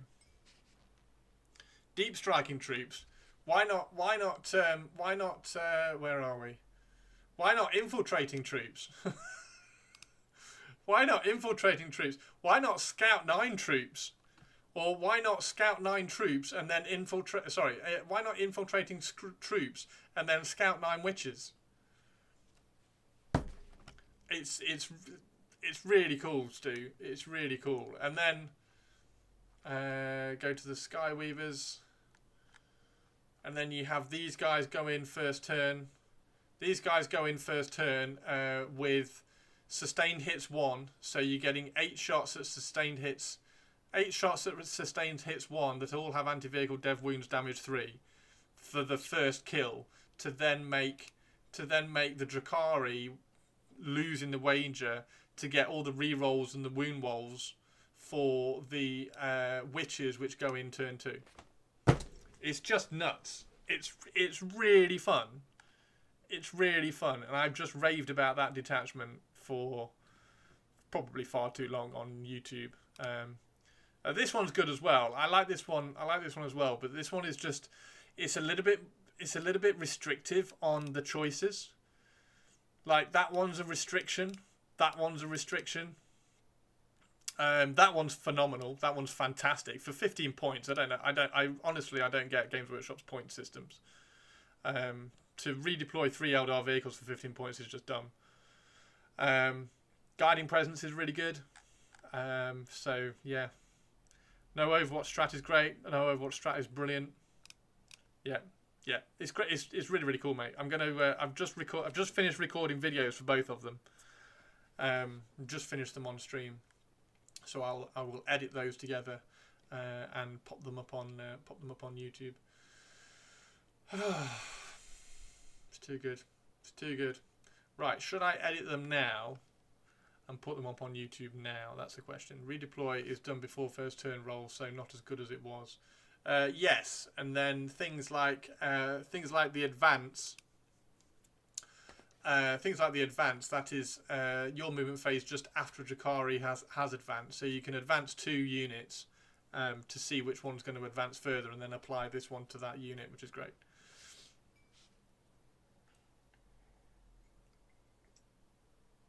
As before the first turn roll, of course, yes, I forgot about that. I got excited and forgot about that. I'll have to put a text over the top of that saying this is done before the first turn. So ignore everything I'm about to say. But yeah, that's a brilliant detachment. That's a really really good detachment. Really good detachment. I like it a lot.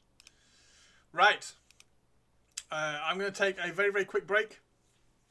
But please let me know what you think. Has anybody got any comments on all that? Because it's really, really cool. It is really cool. Has anybody got any comments on all of this? Yeah, we worked out witches and troops have a 42-inch charge range.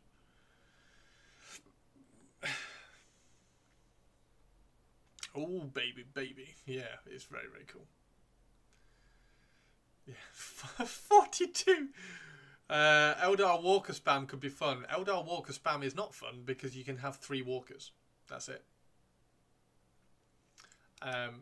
This is one of my pet hates that I brought up with the Eldar stuff.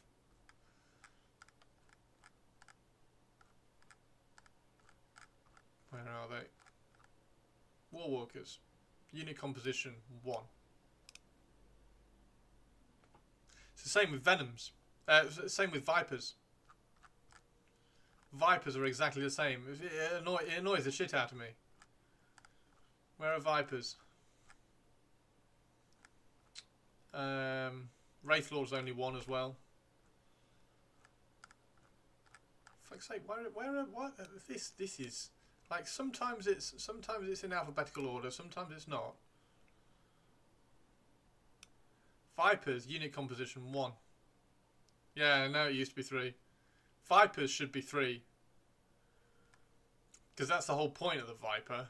I mean, and the War Walker as well. Because that was my first thing. Because there are strats in here that are like, oh, that's really, really cool. Yeah, this one. 1 Aeldari vehicle unit from your army that has not been selected to fight. You can re-roll a hit, wound, and a damage roll. I'm like, oh, that's perfect. Let's apply that to the War Walkers. Oh, you can't, because you can only have 1 of them. So, and then I was like, oh, you could do it to the Vipers. No, you can only have 1 Viper. So that was my... I mentioned that in the video. It's like my little pet hate of what they've done. They've changed all the squadrons, so you can't do squadrons anymore. Never mind. The Drukhari stuff is fun.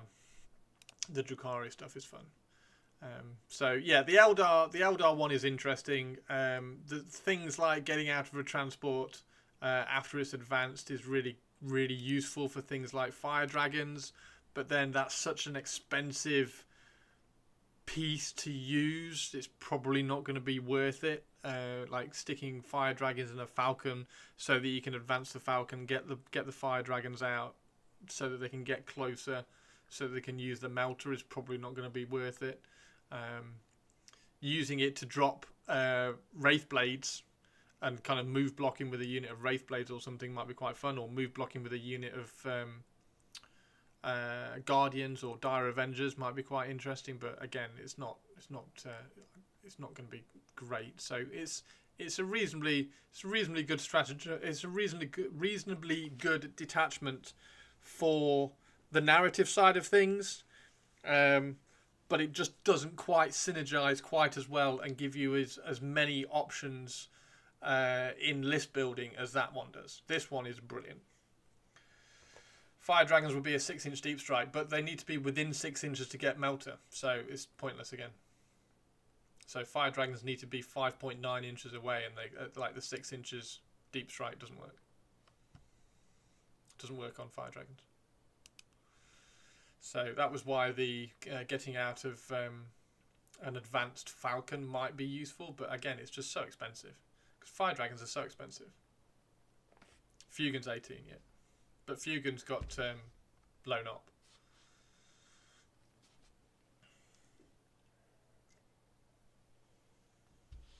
So, yeah, Armored War Host is okay. It's good. You could write an Armored War Host army list based around the detachment rule really well, but then it doesn't really synergize with many of the stratagems and enhancements, I think is the best way of putting it. Whereas the Reaper's Wager, you can write lots of really cool army lists around the detachment rule, and the enhancements and the stratagems also then synergize and support your army list which you've written. So it's really cool. There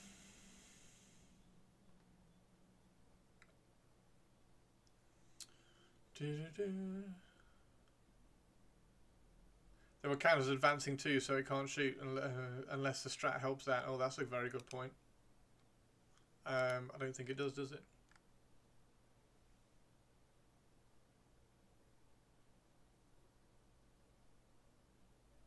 Can otherwise act normally. Does that mean that they can shoot? Can otherwise act normally? I think it does, doesn't it?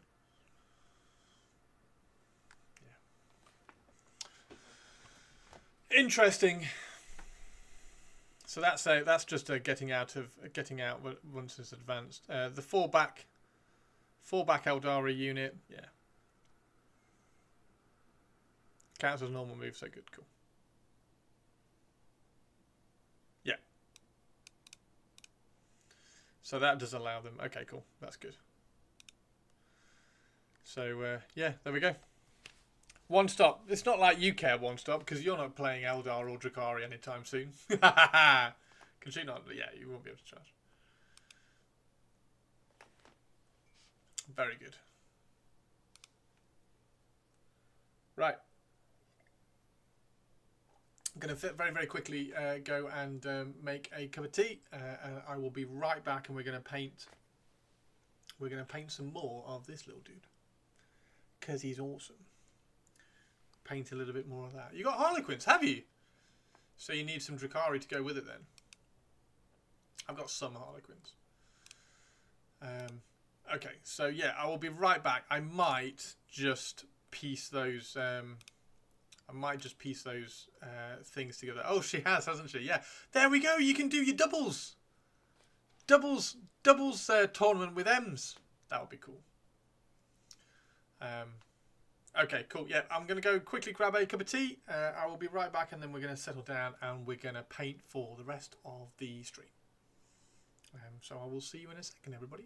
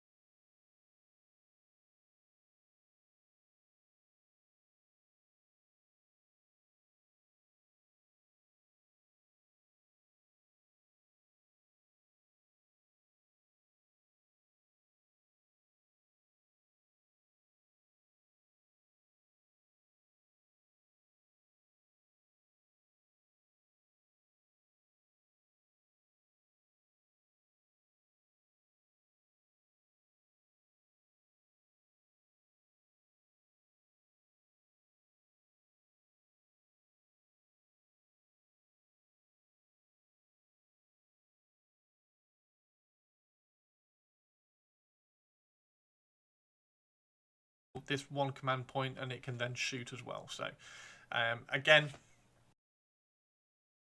any vehicle really which is going to be locked in combat, and you can be able to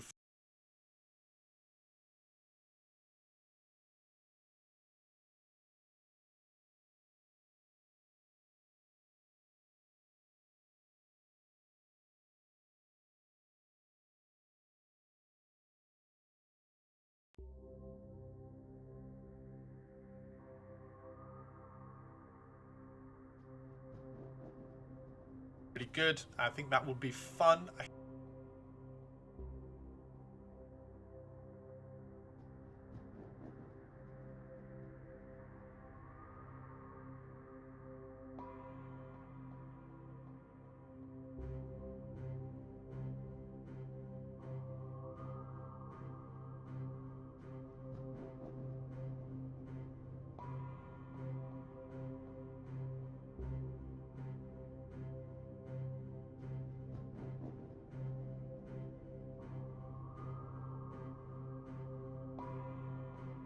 Subscribe.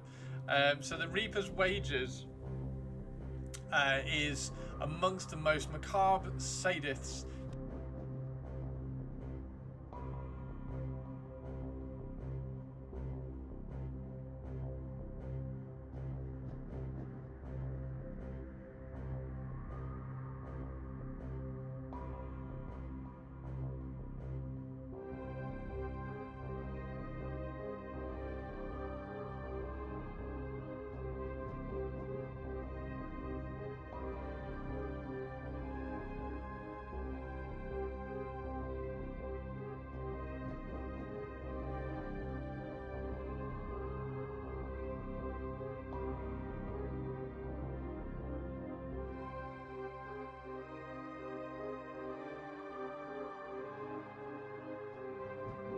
Be particularly efficient in terms of points.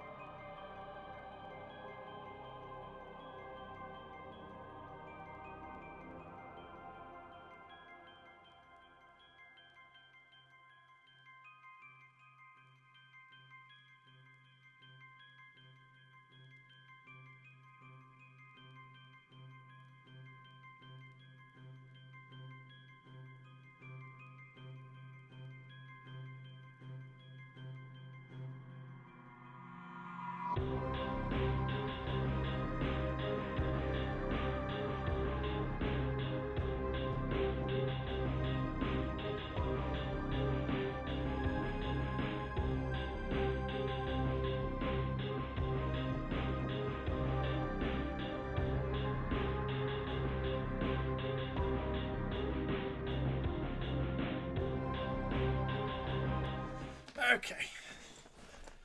Welcome back, everybody. Welcome back, everybody. Right.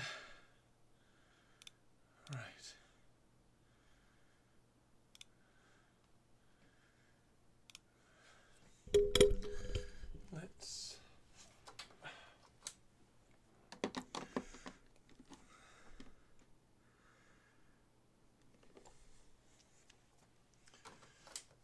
Stu, how are you doing? How are you doing, Stu? Stu? I have mince pie. Ha ha ha! I got mince pie. I has a mince pie. And we are going to do some painting. We're going to do some non-metallic. And do some shiny non-metallic on one of the...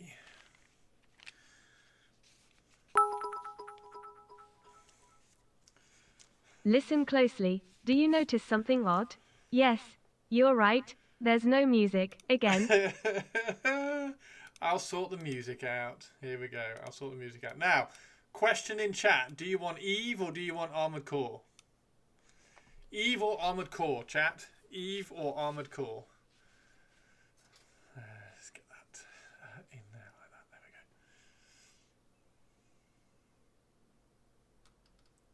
So yeah, this is what we're going to paint. I was going to go Armored Core, so if everybody votes Armored Core, I will go Armored Core, of course.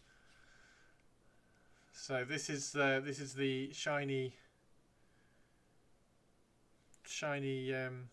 steel arm. I think this just worked really well. I think it looks awesome.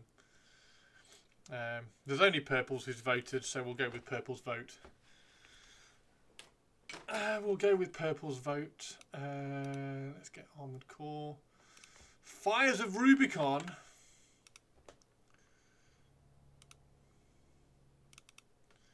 There. And then I'll turn it up a little bit so that I can hear it. Let me know if it's too loud. It shouldn't be.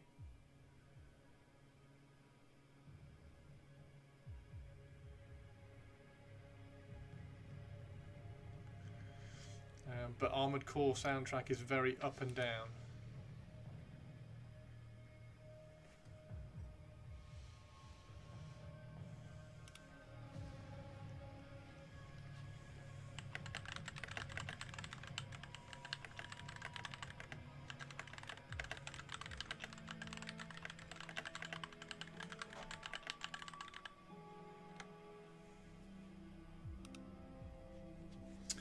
Purples, how are you?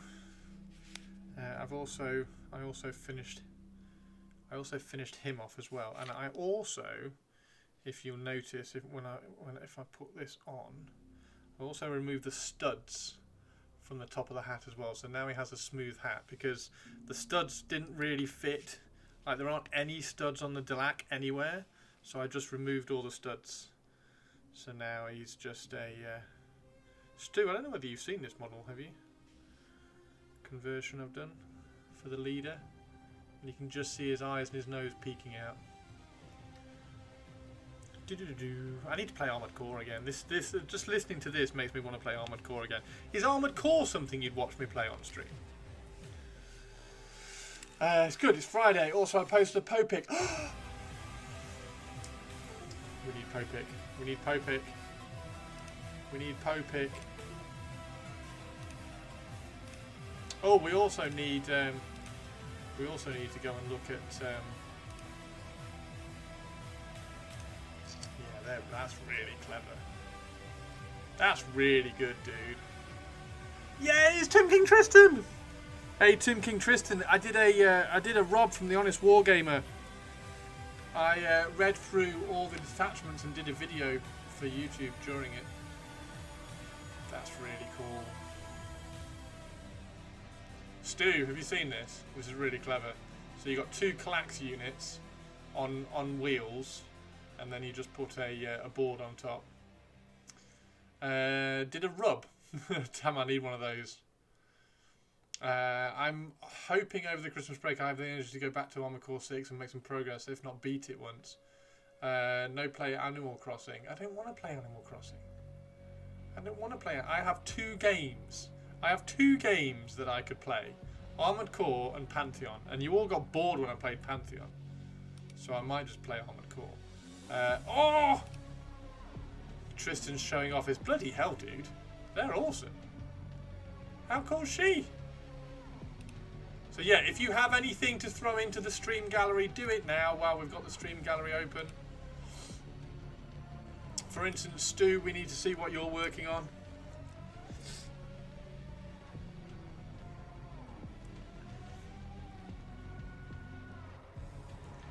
Return to Moria. Oh, nice.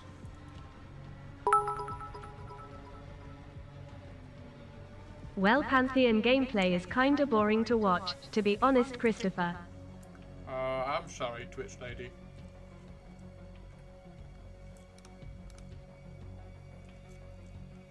This is really cool.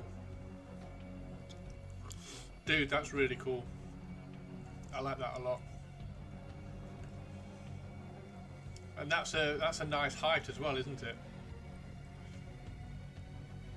A little bit higher than a desk. Like good standing height. Where did you get the wheels from as well? Stream Armored Core or Space Marine 2. I don't have Space Marine 2. Hey, Kilkey.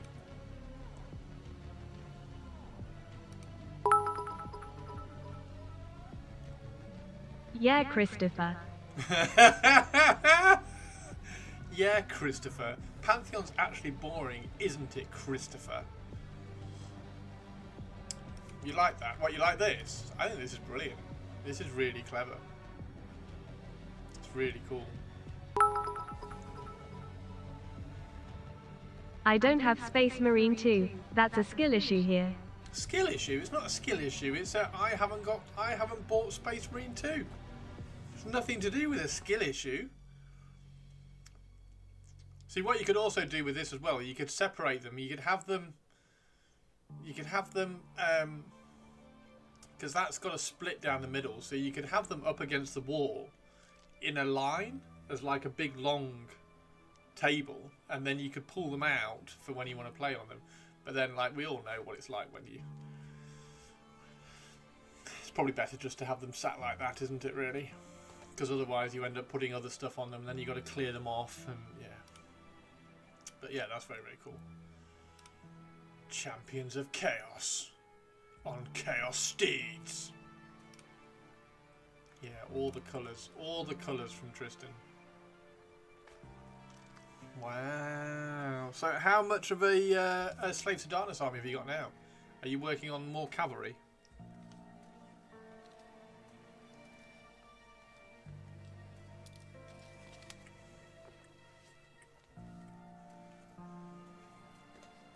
That's 1,000 points. Fuck me.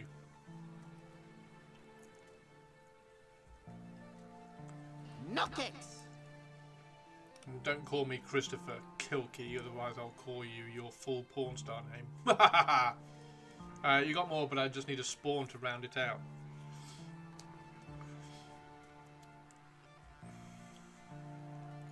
The Redgrass Games cutting mat. Oh, everybody loves the Redgrass Games cutting mat the purple's got. For doubles in January. Oh, sweet. Wow. Hey, Kilkey. Has everybody seen Kilkey's Friday the 13th Puscat? Colour wheel and base size checker, so handy. Oh, on the cutting mat. It's a really cool one, though white is a bit annoying. Yes, I can imagine white is a bit annoying. I've got a blue one, obviously. You want to see the cat? Let me see if I can find it on Instagram.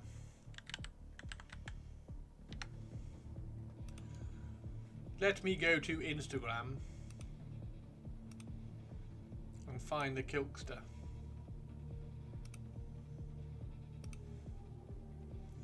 There we go.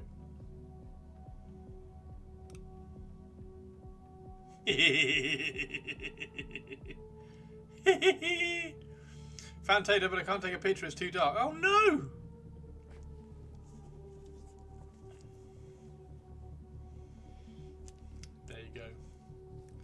There's a Kilky Jason. It's a Jason puss cat. It's a puss Jason cat.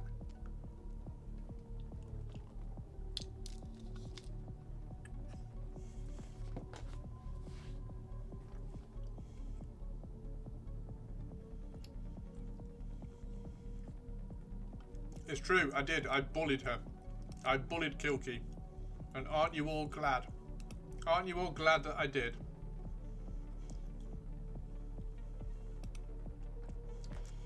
Aren't you all glad that I did?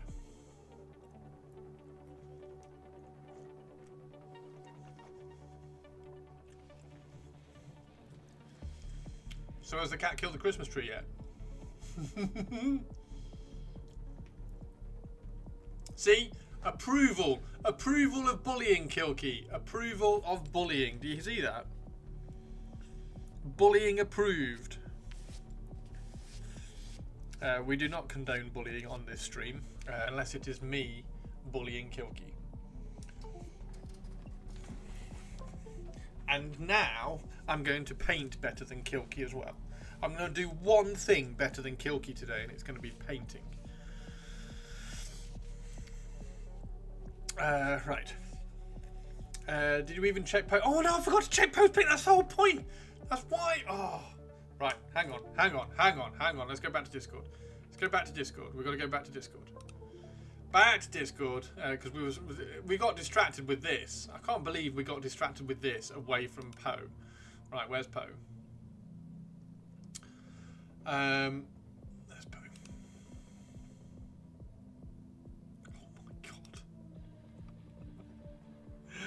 Oh my god!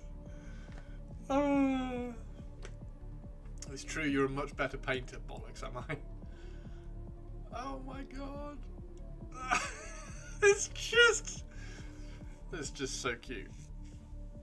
Oh, it's so cute. I don't think we've looked at Poe and Tato from yesterday either. Poe and Tato. Poe and Tato apparently found the pusscat tree. Look at him. There we go. And there's Chips. Protect flute, because I would take home. Kilky, look at them. I know Kilky absolutely loves pusscats. Be right back. No, Tristan, you have to stay and look at pusscat pictures.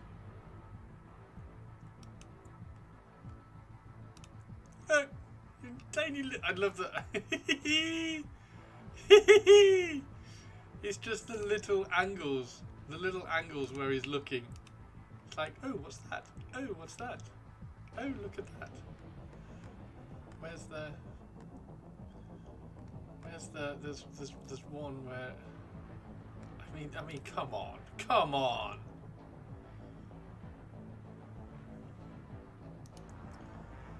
Can we have some hype in chat, please, for Purpley for saving little pusscat kittens, please? We need some hype in chat for Purpley for saving pusscats from freezing cold outdoor weather. Purpley, brilliant. Purples, brilliant. Purples, brilliant. Brilliant purples. Purples, brilliant. Can we have some hype for me for what I'm painting? Can I get some hype as well, please? It's usually... is it always the same one instigating violence against the other? Many things to investigate and explore for diddle pusscats. Yes, lots of cool things to explore. Lots of cool things to explore. Okay, so we need to...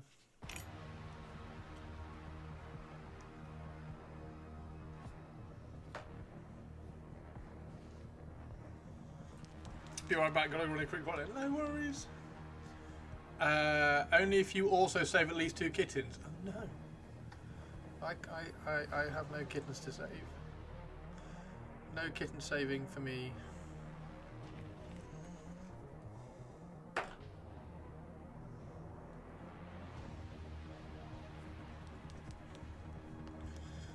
However, what we do have...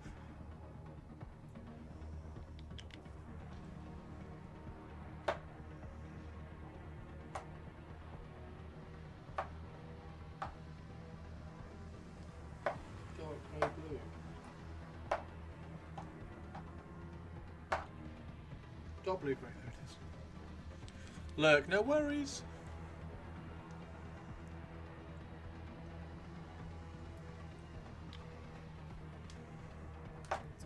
Okay.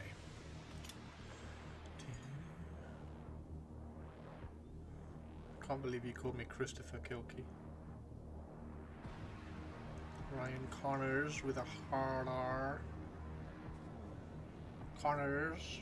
I cannot understand why everyone gets cats adopting them and not one comes up to me.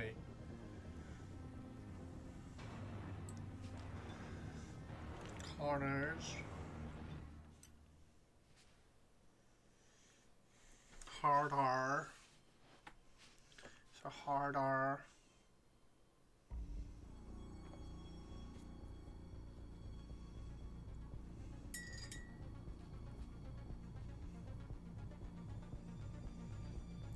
Typically, if a cat does, it's an outdoor cat.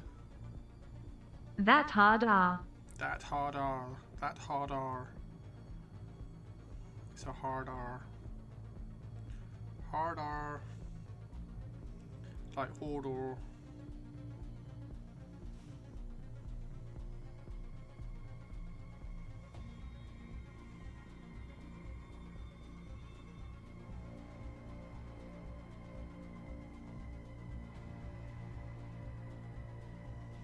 So I'm trying to shift this a little bit because initially I did this as a base coat of the same kind of grey. I want to shift it to a little bit of a warmer grey.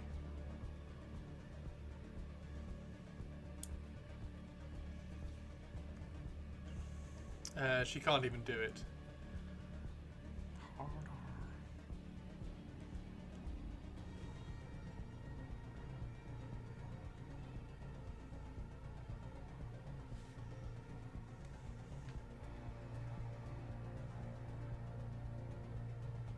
I have to send us a voice clip of you saying the hard R.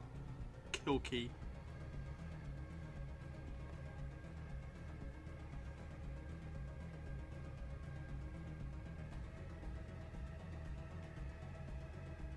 Kilky cat, does whatever a kilky cat does. Can she spin from a web? No, she can't, because she's just a puss cat. Look out, she is kilky cat. Doo doo doo. Kilky cat, does whatever a kilky cat does. She's a kinky cat. With a not safe for work room in my Discord. Because she's kinky and a cat. Kilky cat. Woo!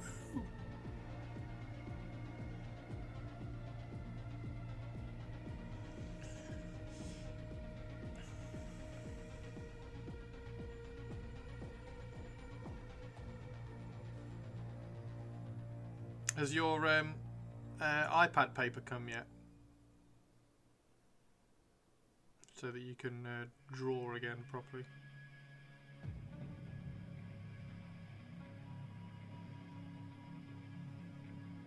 Kilky cat is that post that she has iPad paper made for her.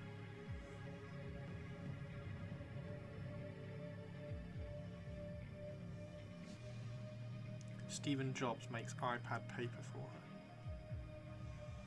her. No, come Sunday. Oh my word! So you can't even draw today. What are you gonna do, Kilks? What are you gonna do? No drawing for the Kilky cat, Kilky cat, Kilky cat. No drawing for the Kilky cat at all today. Kilky cat, no drawing for the Kilky cat, Kilky cat, no drawing at all today. So what is your Delac versus Gene Stealer Cult's headcanon? Delac versus Gene Stealer Cult? What do you mean? It's okay, I already have drawings to share later and probably will paint something or just take today off and go back to Silent Hill 2. Are you going to stream? Stream! Kilky, stream! So in 2 hours, Kilky, you need to stream. Because I need to finish at about 5:45. So in 2 hours time, you need to stream so that I can raid and we can all, and I can show everybody why Kilky needs more viewers. Because you're hilarious as a gaming streamer. But I need to go pack up some paintings to ship now. Okay, go do that now. Local Xenos versus foreign Xenos. Oh, I don't know. I've not thought about that. I haven't thought about that, you know, Avian.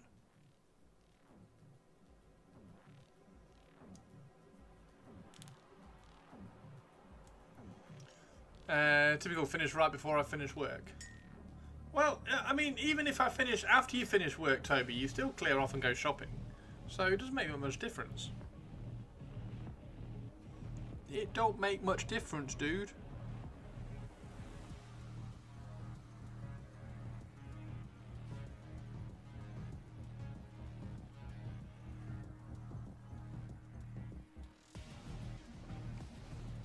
What happens when I... Oh, what happens when a Delac gets a Gene Stealer kiss? That's really interesting. Do we get a Gene Stealer with, like, glowy gem eyes? Do we get a Gene Stealer with glowy gem eyes? Right, there's just a little bit of... Sprue gate still on there. What you gonna do tonight, Toby Tobes? Are you gonna paint more rat tonight, Tobes? We need more rat from the Toby man, Toby man, Toby man. We need more rat from the Toby man, rat from the Tobes. Rat from the Toby man, the Toby man, the Toby man. Rat from the Toby man, we need more rats from the Tobes.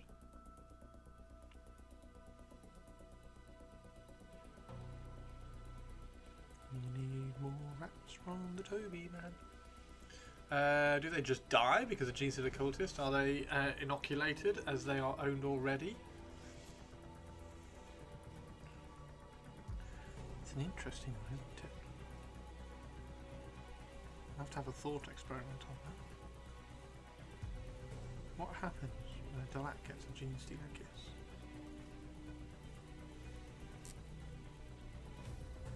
Maybe they just implode. Maybe there's like an internal conflict fight.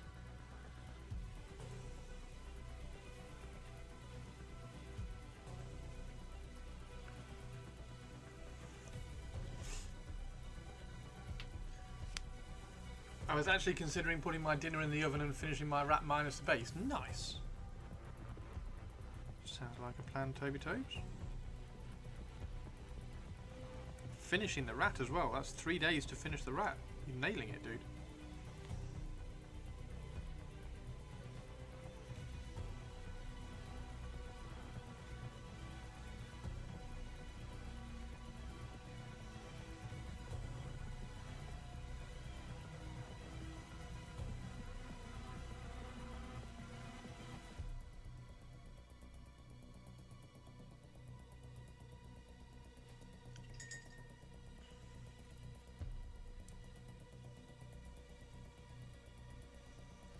Bomb in the neck.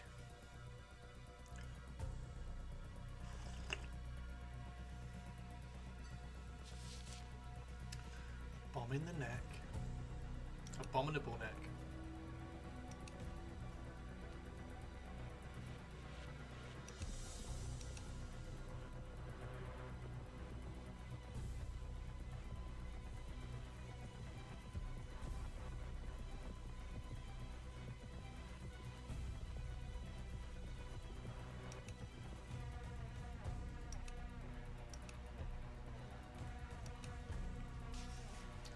Now I need to see Second Suicide Squad again. I mean, it's not a bad thing. It was really fun. It was really fun. Right, so that's that. So now...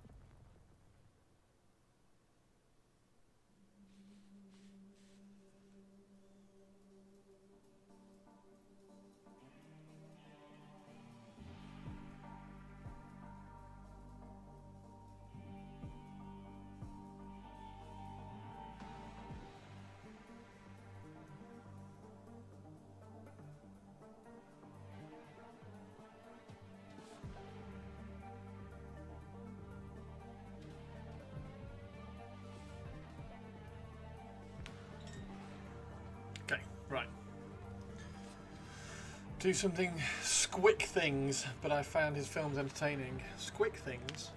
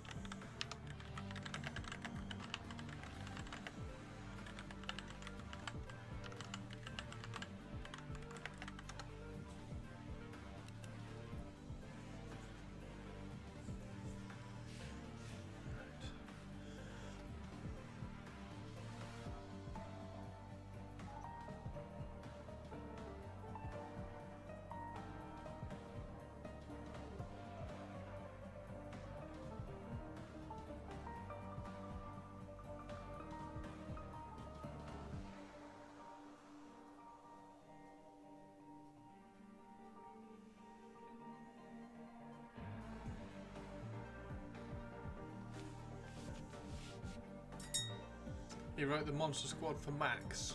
The Bride of Frankenstein, got groomed by Frankenstein. The Monster Squad for Max.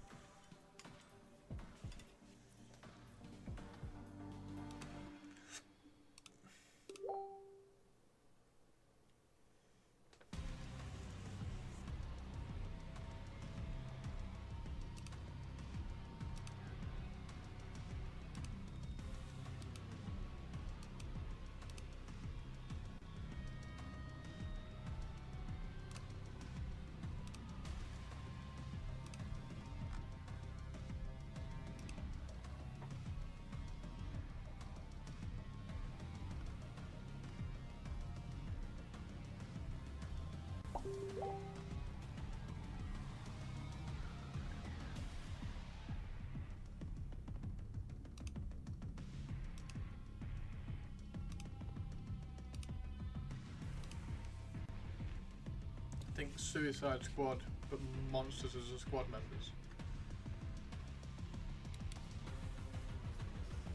Gotcha.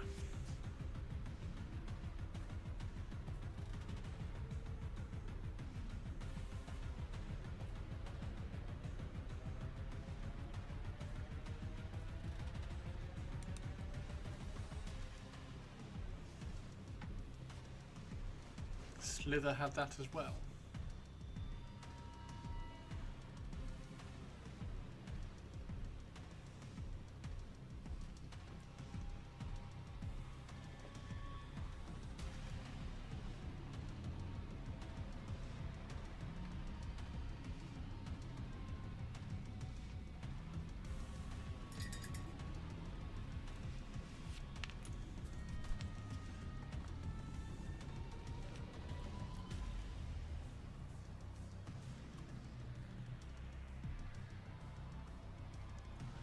Really interesting to see if we can do this. So we have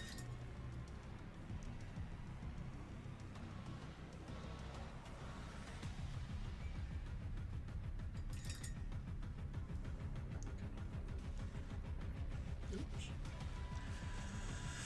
Okay, so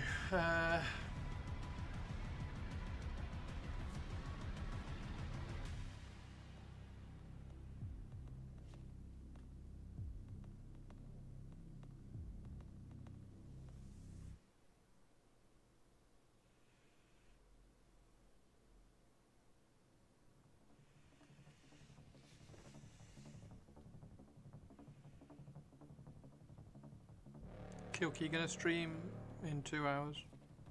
You're gonna do some Silent Hill so we can listen to the Kilky monologue.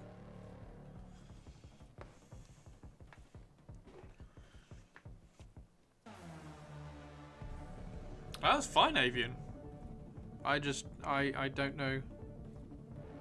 I'm not aware of the things you're talking about though, so I can't help you. Unfortunately, I can't help you.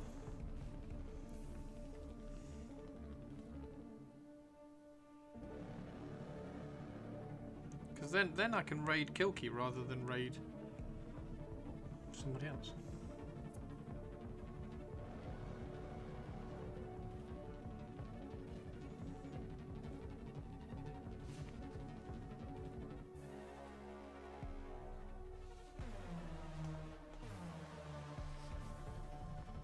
Okay.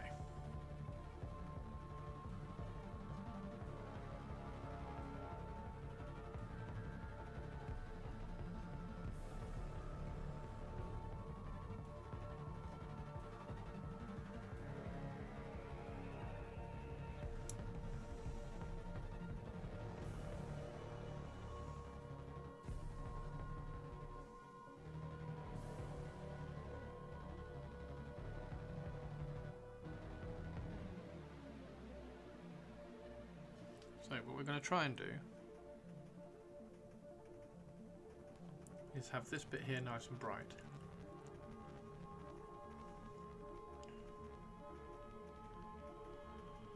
It needs to have like a strong highlight line through it.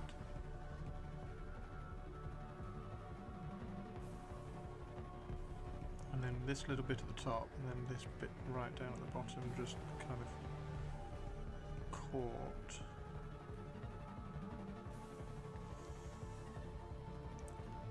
How's she doing, Kilks? All alright?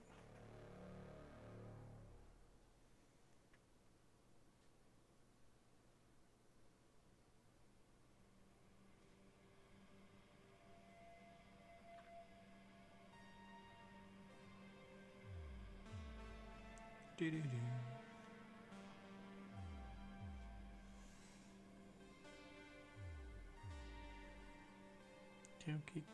Kilky.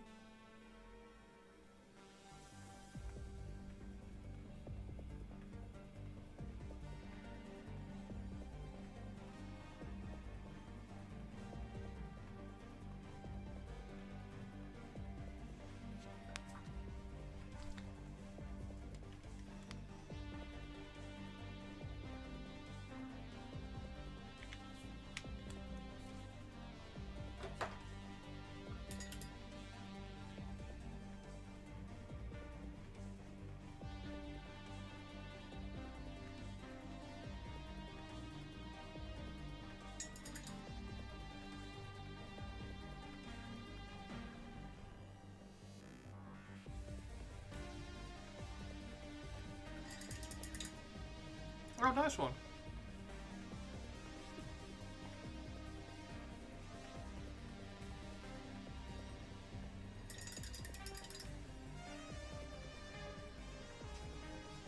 Good.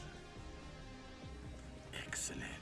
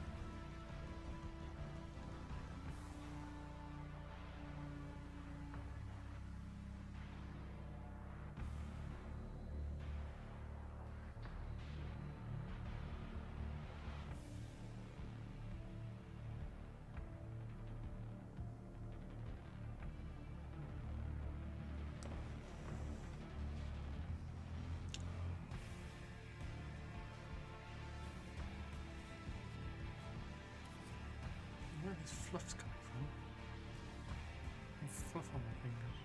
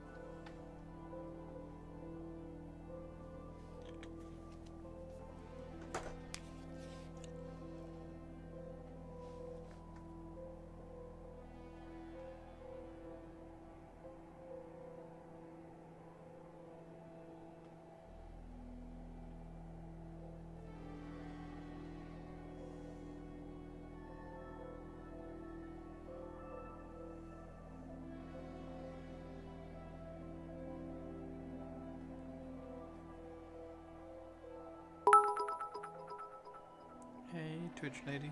I've just come back from a job interview where I was asked if I could perform under pressure.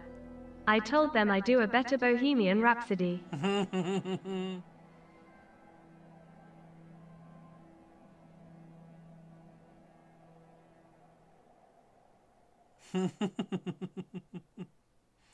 Very good. Rumour has it, in Toby's yearly review, his manager was a little bit upset with the way he was dressing and told him to sort himself out and dress for the job that he wants. So Toby got in trouble the next day because he turned up as Batman.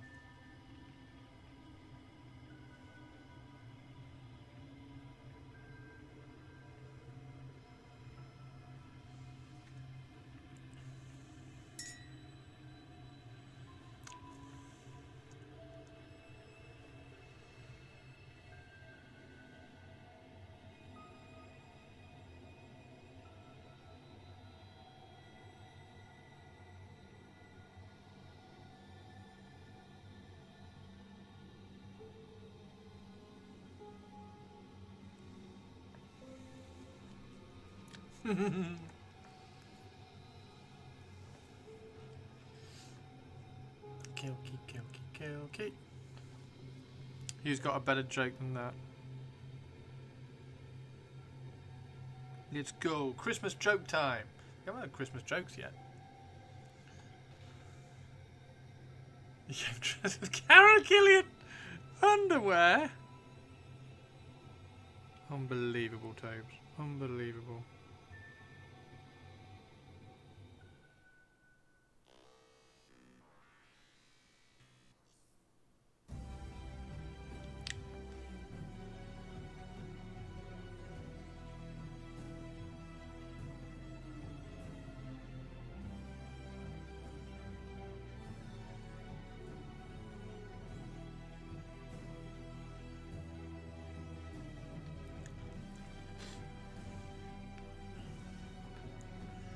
Christmas jokes.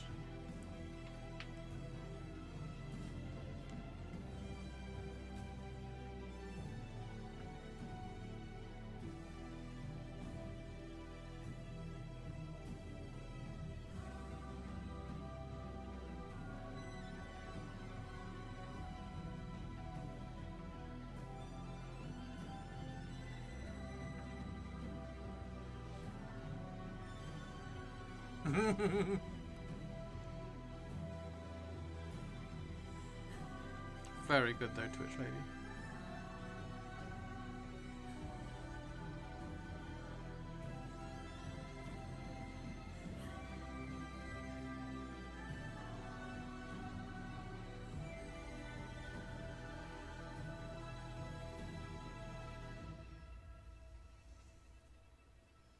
You need to rewatch the Witcher 4 trailer.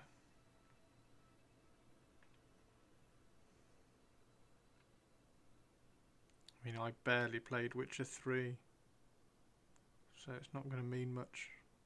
Might have even been Witcher 2, I don't know. I did the tutorial level and then turned it off. I was like, I'm going to paint instead.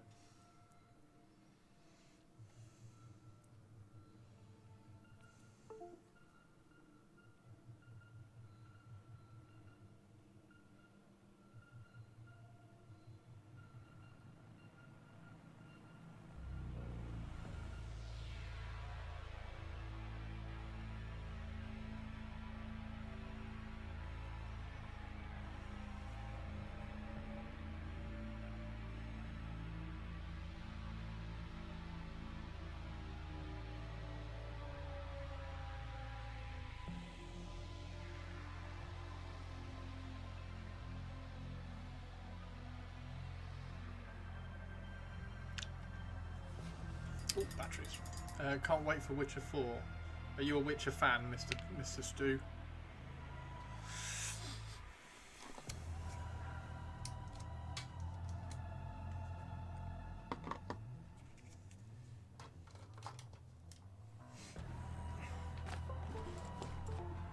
I couldn't give a shit if the internet gets super upset.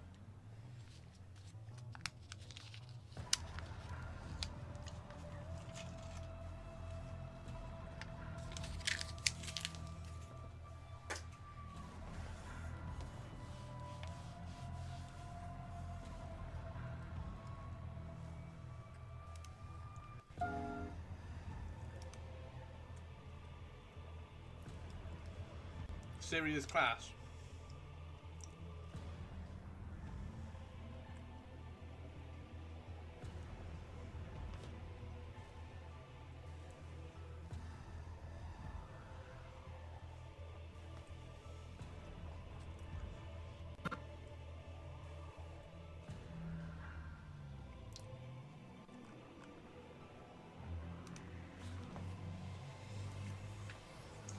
Makes sense that she's the lead now. Ciri's the blonde princess, right? Is that right? That had like a little bit of magic stuff. I'm going from the TV show because I've never played the games.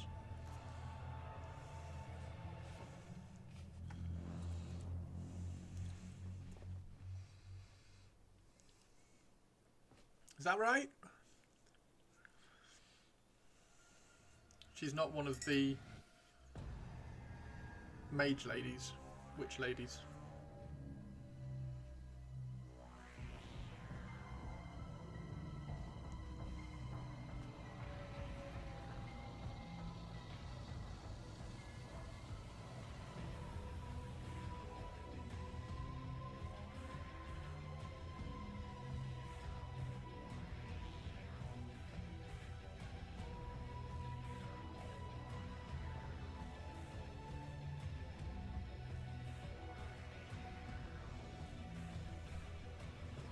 She has all the magic. She's basically a god.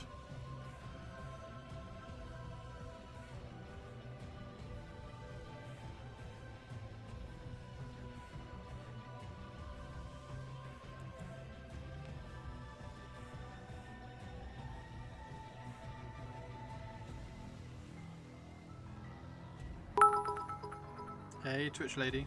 Don't get cross with me, Twitch lady. What do Eldar put on Christmas trees? Candy can. Candy canes! That's very good.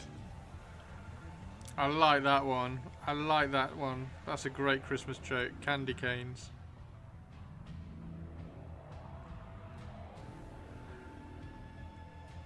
I might steal that one and put that one on Instagram.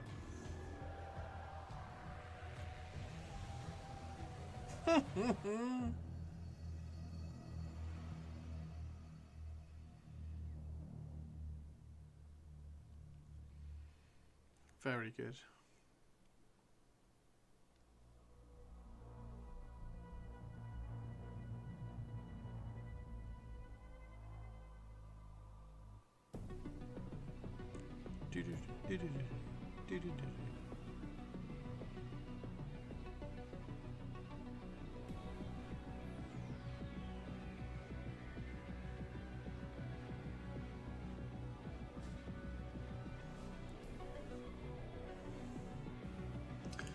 True, but there will always be that section of people who've never played the game or know anything about the franchise that get upset every time a white male leader is replaced, and it's super funny how everyone just collectively ignores them.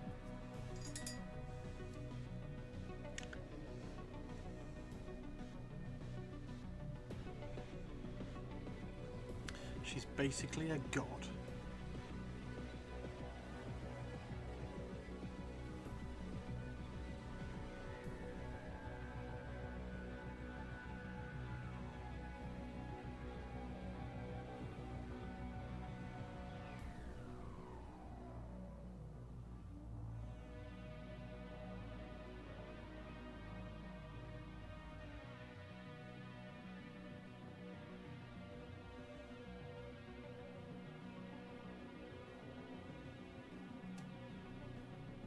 So she's going to be more of a lead in the TV show as well then, in like whatever season is going to represent the game bit.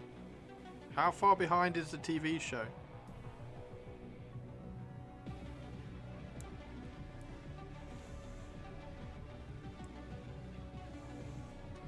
Their tears will sustain me.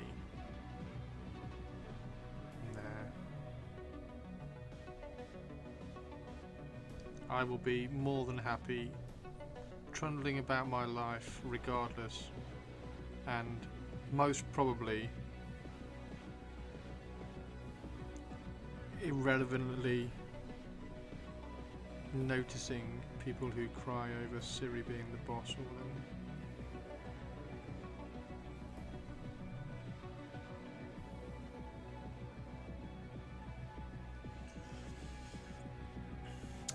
Got the rest of the parts to the hobby table. Nice one! Mana rings.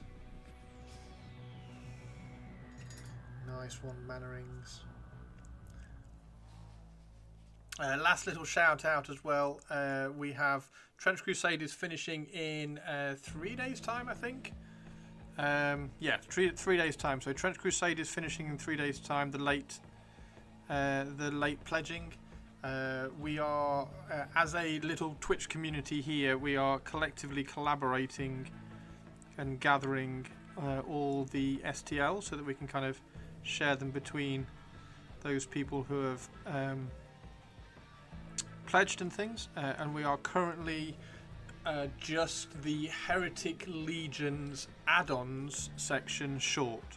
So if anybody wants to dive in and add the Heretic Legions to their pledge, or pick up the Heretic Legions as a pledge with the rulebook and things, then let us know in Discord. Just pop into Discord and then we'll add you, or I will add you to the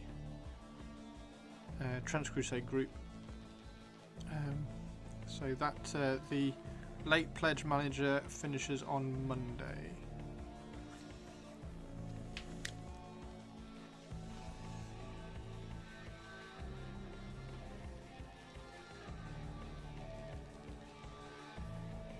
See if I can get these. These are really, really tiny highlights to try and get in.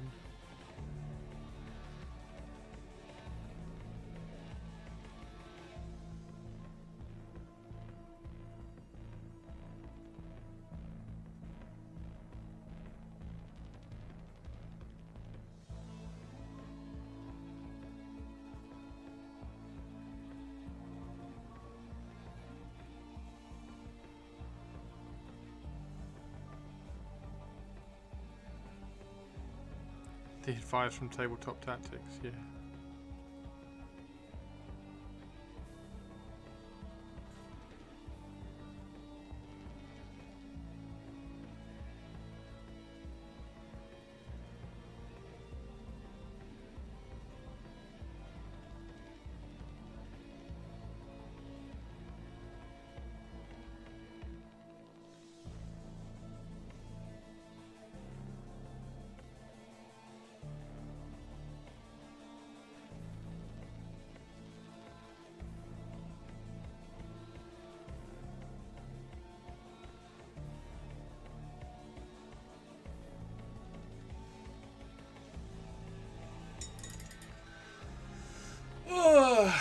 Right, there we go.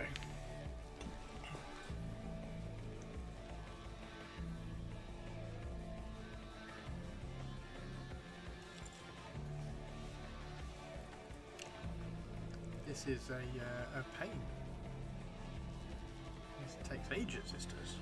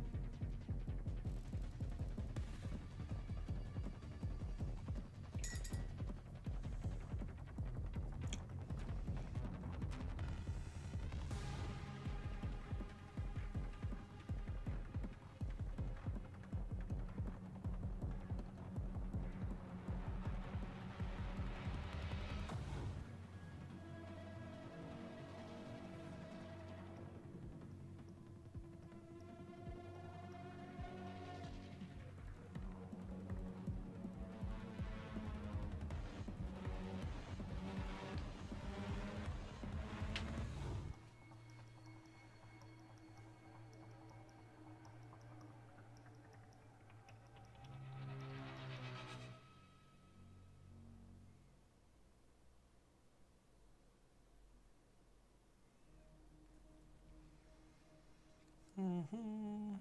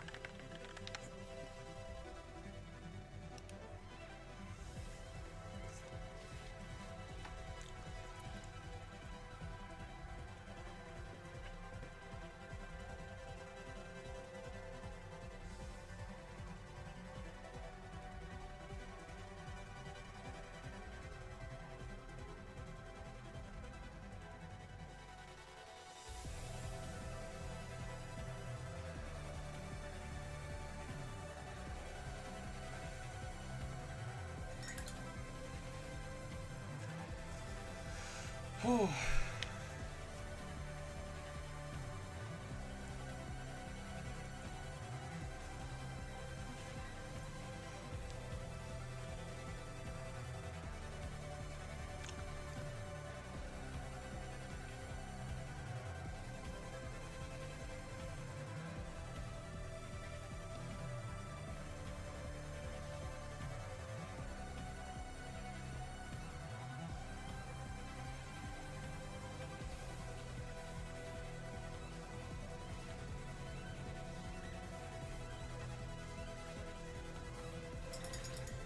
Quite cool having the Armored Core soundtrack on again.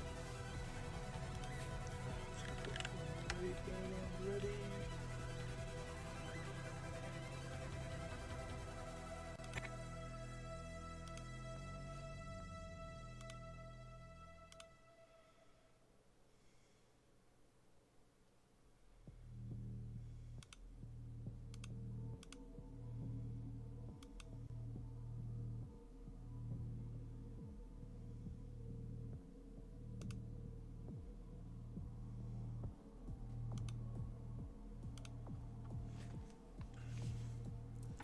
What's everybody else doing tonight? What are we all getting up to?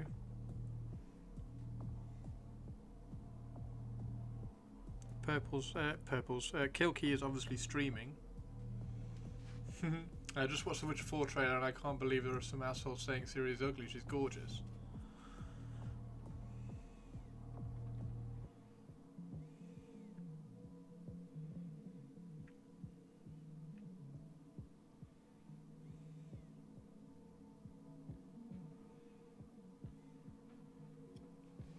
Assholes. Probably watching some Christmas movie. I need to watch Secret Level.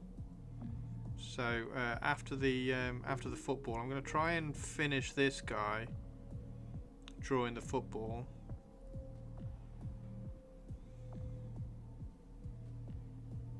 I need to message Hannah as well and just say that I think I'll send her Celestine in the new year once all the postage stuff settled down a little bit, so we don't get caught in. I don't want it to get caught in Christmas postal mess.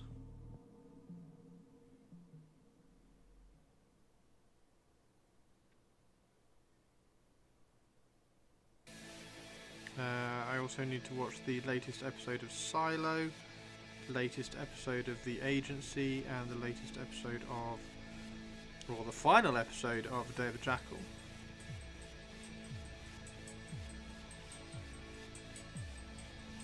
So that's a lot to kind of work through.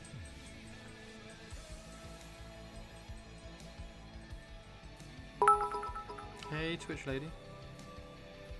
Watch Pac-Man Christopher. It's so darn brilliant.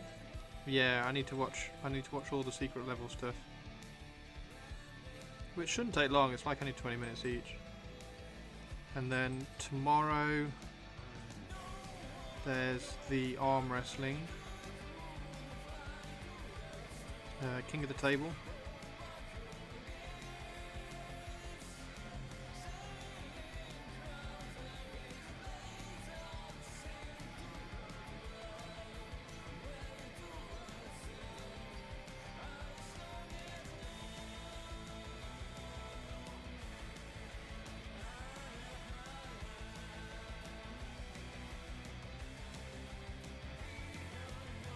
Can't stand Eddie Redmayne.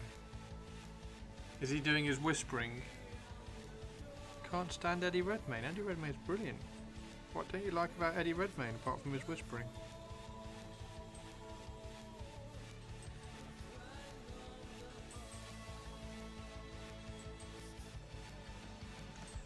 I've never really noticed his whispering, so I can't really. I'm trying to think if he does or not.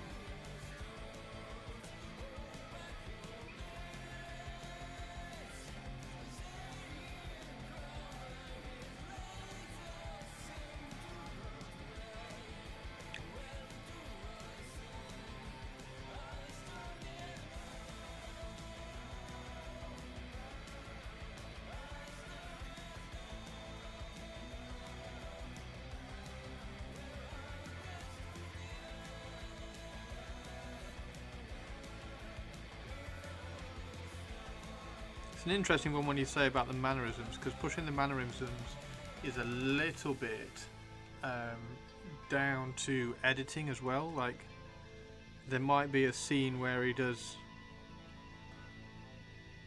like less pushing of mannerisms across the whole scene, but the way it's edited makes it look more obvious. But I get what you mean.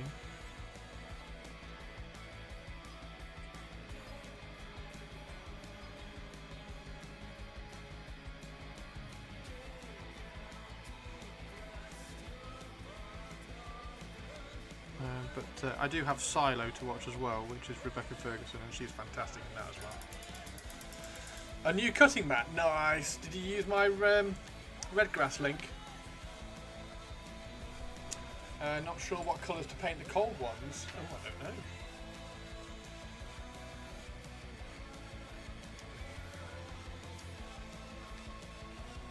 You don't want to watch his work?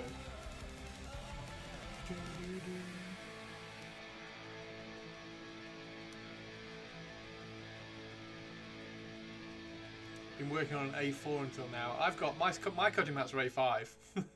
I work in this little bit here, but then that's because like I stream and record and everything, so everything's on like a little A5. I just have an A5 cutting mat. And yeah, if anybody wants to grab any Redgrass stuff, just do !Redgrass in chat and use my link.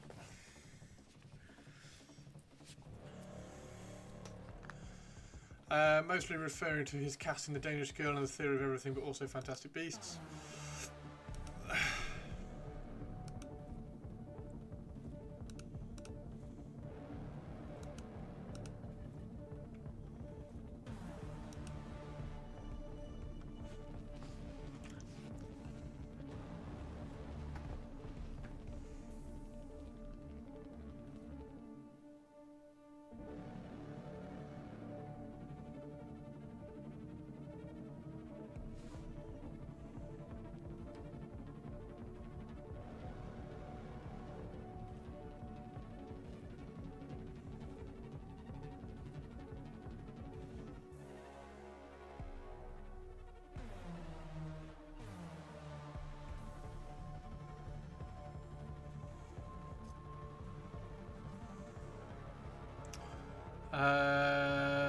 Why did that not work? Hang on.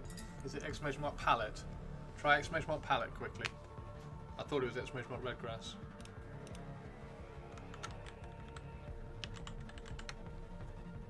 No, where's my Redgrass link?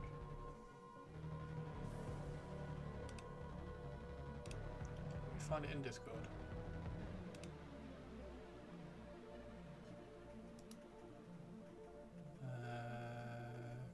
Copy link.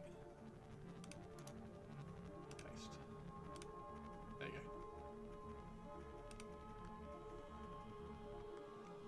go. It's in Discord if you do need it. Why did that not? Custom. Add command. !Redgrass.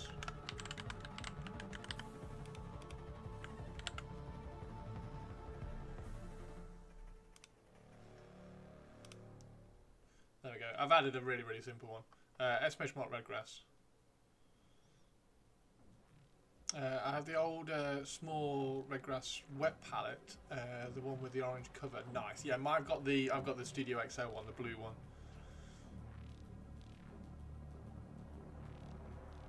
I don't know. I need to put that one on as well. And as always, if you are grabbing anything from Amazon, please use just my Amazon affiliate link. Grab those. Just click on the link before you order it. Yeah, the Redgrass stuff's really nice. I do like the Redgrass stuff.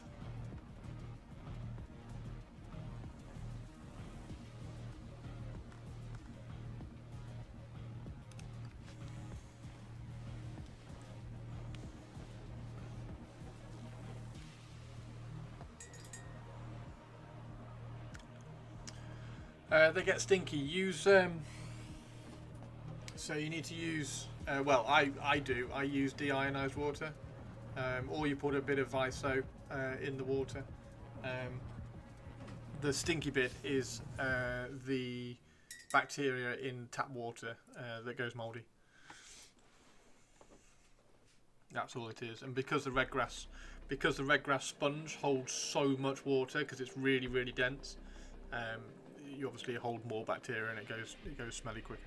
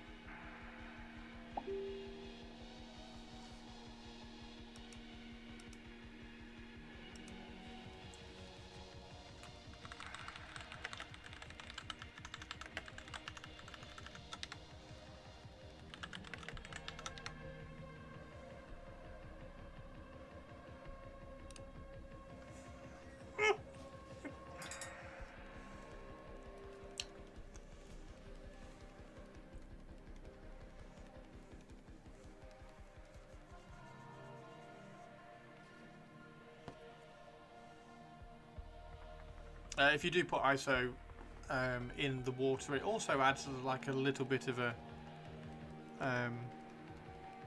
paint retardant as well, so it just slows, just ever so slightly, slows the drying time.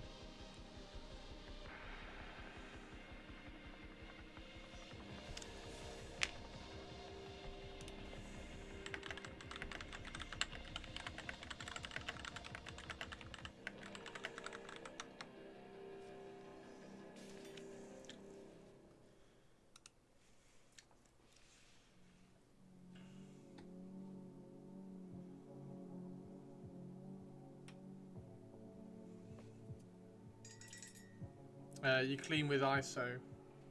I clean with bleach and water. I clean with bleach, so water and soap, like scrunch, scrunch, scrunch, scrunch, scrunch, and then bleach it to get all the stains out of it, and then just put it back in the wet palette. But like I say, I use the deionized water.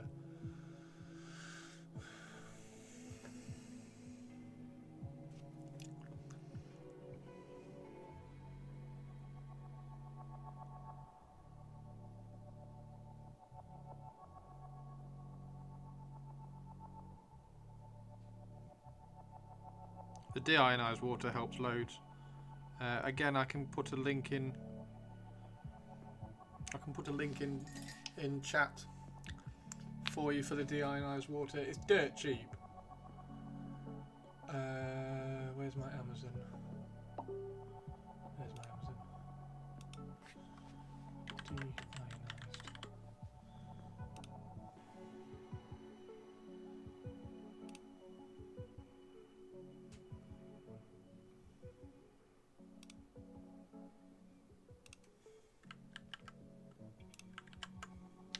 So that's my link for the water. It's £5 for two bottles, 2 tubs.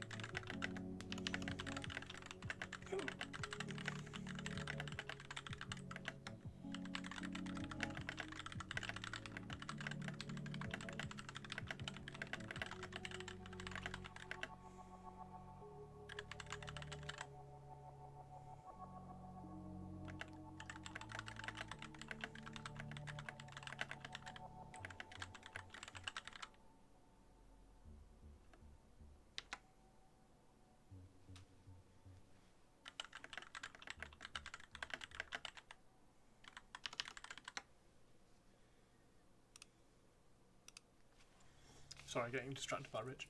I have a way bigger mat under the RG1. It's like A1. Oh, wow. I want to... I kind of want to, at some point, kind of tidy up the desk a little bit, but... Because, like, this is where I work, and I need the computer and painting and building and everything. Everything just gets kind of clumped into, like, this little A5 little section. Needs more arms. I'd kind of like... I was kind of thinking of, like, adding 2 more, but it just gets a little bit unwieldy then, and also, like... What do the other arms end up having at the end of them and things? But yeah, I think this is perfect. I think this just looks really cool, and I love the flow of the arms as well. Yes, of course, yeah. Make him look like Doc Ock with 4 more. I don't think it needs it. I don't think it needs it. I think if you add 4 more up here, and also if I added 4 more, this non-metallic is a fucking nightmare. So no. Yeah, I could add 4 more. I think that little flow of the arms is perfect with just the 2. But yeah, definitely Doc Ock vibes. Definitely, like it's clear to see.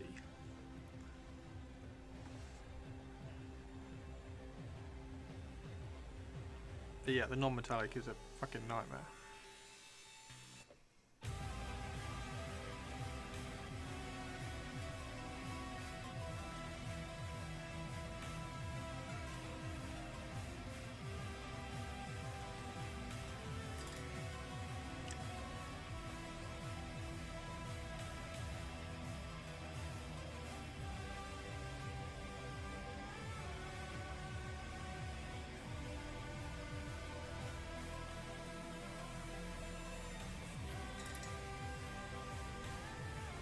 You're doing non-metallic for the first time in years. Nice one, Sinister.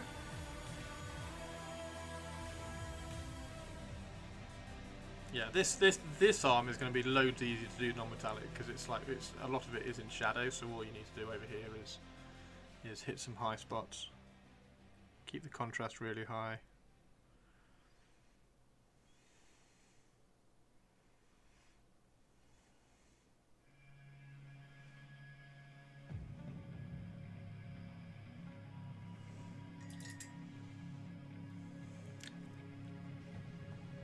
You don't like non-metallic? I do like it, and I'm sort of doing it more at the moment because I'm painting this sort of style of stuff a bit more. Because honestly, this is what I like painting.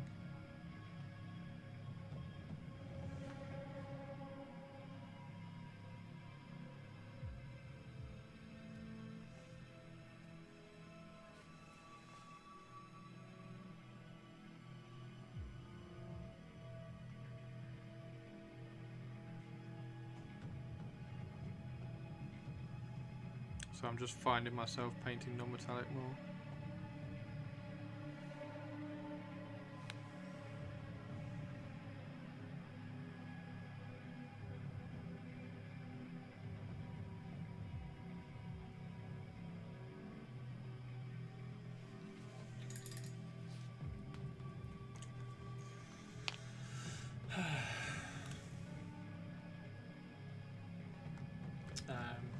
There is the hang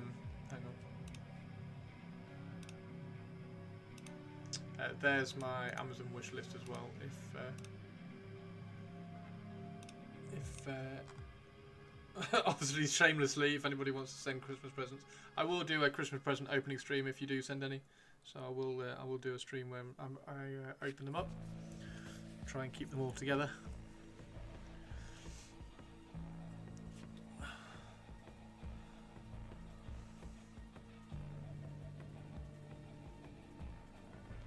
And if you want to send something that's not on the list, if you want to be cheeky and send cucumbers or something, just message Purpley. Purpley has my address. Lurk, no worries, whiskey.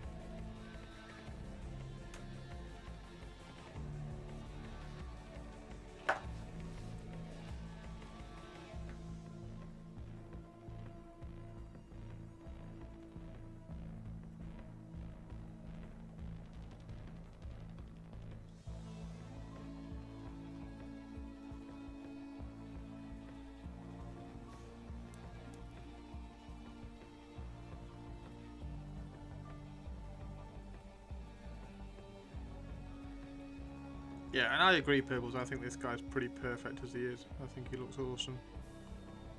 Really pleased with the little conversion. These are Talos arms, by the way. Drukhari Talos arms. Or Kronos, can't remember which one, but the same kit.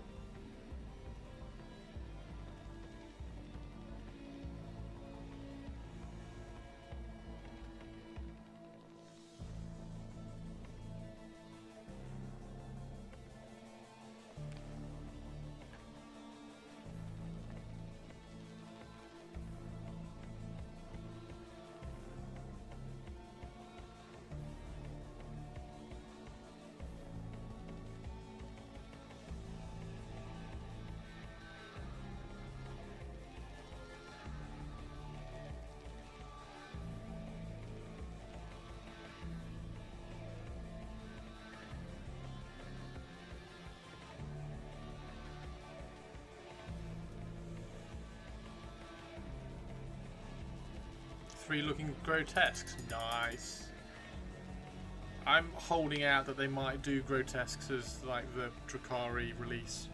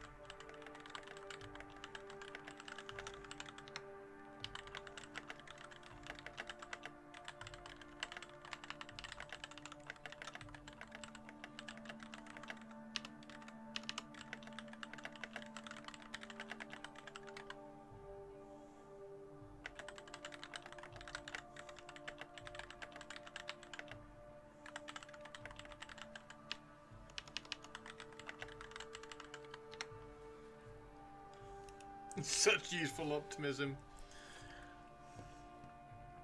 I know, right?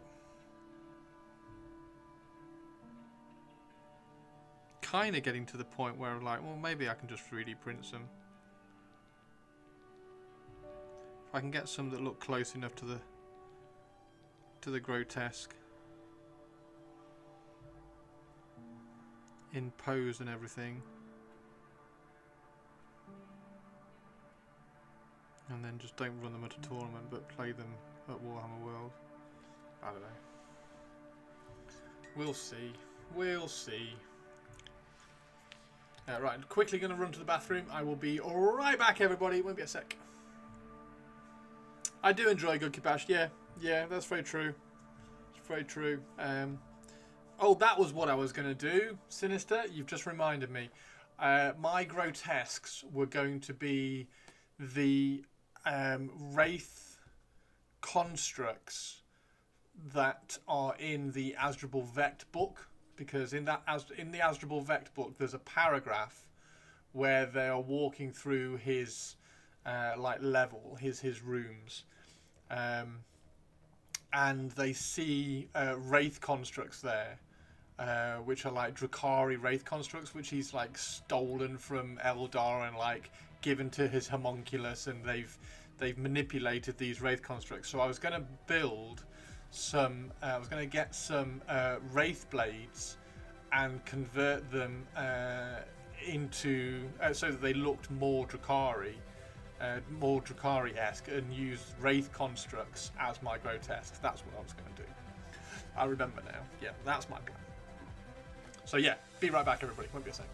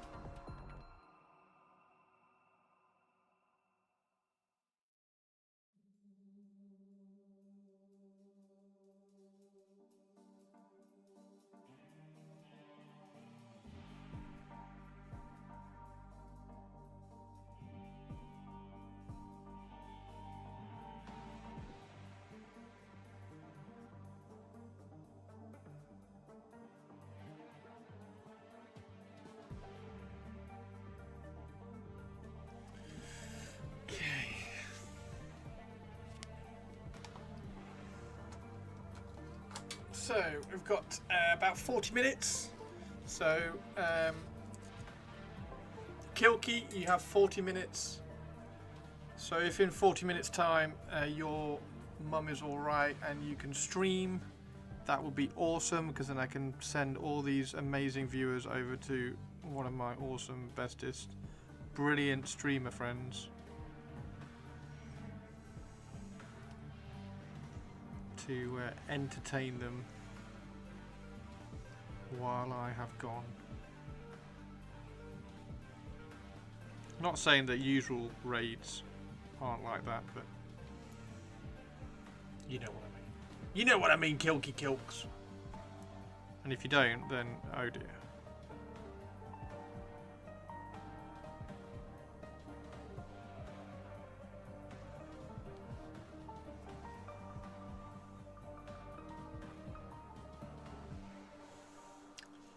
Kilky, Kilky, Kilky.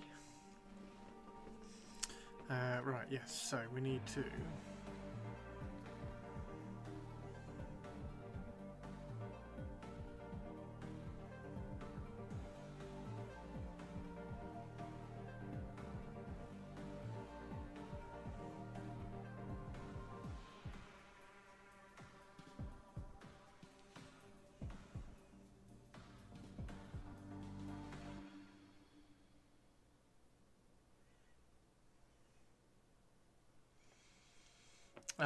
be right back. Ended up being as long as a Chris T break, but we're back. Bye bye.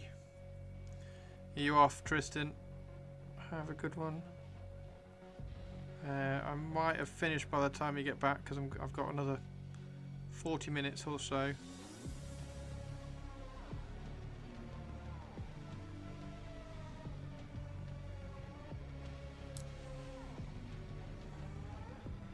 Oh, you haven't been here and now you're back. Okay, cool, gotcha. Welcome back. You said BRB. I didn't know whether you were going to be right back and you were just ignoring me for the last hour.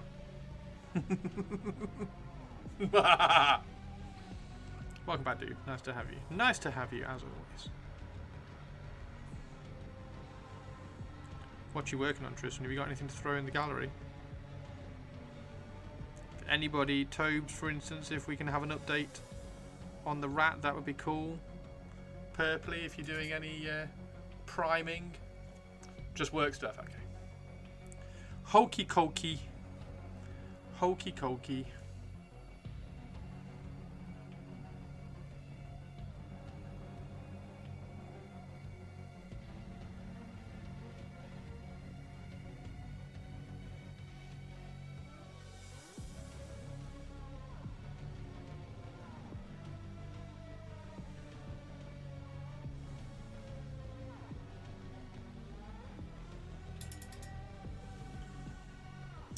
Which, just as on an off chance, everybody, which Eldar Phoenix Lord would you like to see me paint?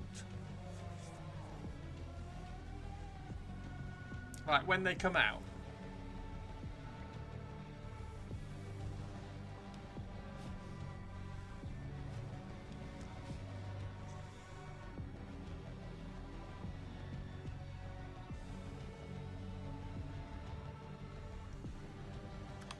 Spooder Lady.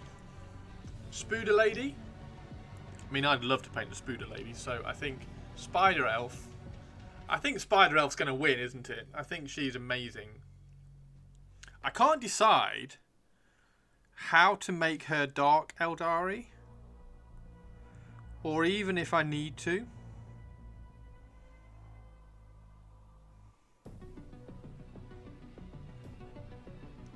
I don't think I'm going to need to. I think she's already as dark and sneaky as you can kind of get.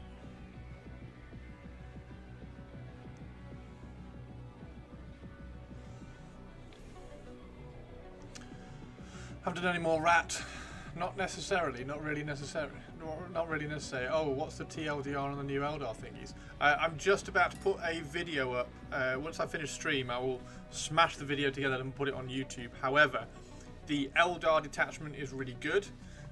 It's vehicle orientated, so you can do lots of Falcon grav tanks, lots of Vipers, although you can only use 3 Vipers because it's crap. because they've taken squadrons away from them. But that's just my pet hate. So Vipers and Wind Riders and things, just everything on like on skimmers and stuff. However, it creates the possibility to write a really good army list. However, the stratagems and enhancements don't really synergize with the army list that you end up wanting to write. So you end up having to build an army list that's away from the idea of it anyway. However, the Drukhari one is fucking brilliant.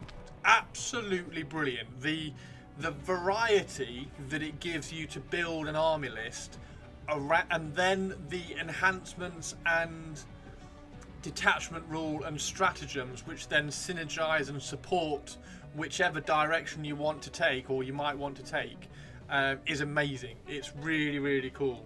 So yeah, if you go and watch the videos later, they will be up like half an hour after I finish stream. The Drukhari one I rave about. The Eldar one is okay. It's disappointingly unsupportive of the army list that you think you want to write, if that makes sense. So like you see the detachment rule, which is all vehicles get assault, which means that the vehicles can move, advance and still shoot, so nice and quick and lots of movement with vehicles. And you're like, oh cool, I'll do like a really cool vehicle army. And then the enhancements and the stratagems don't really support that. So they're kind of meh. But the army should look cool. Yeah. Whereas the Drukhari one, whatever you write, pretty much whatever you write, is going to be fucking cool regardless. So that's fun. That's really good fun.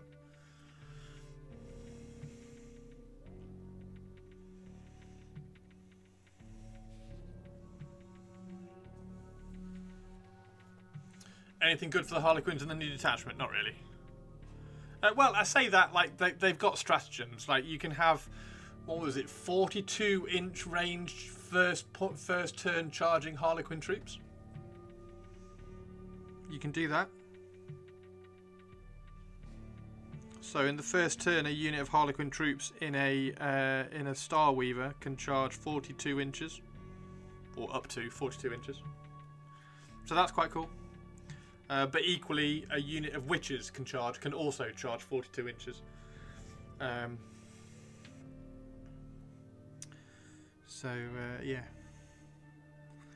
The Eldar detachment doesn't give Harlequins anything because none of the Harlequins really have vehicles.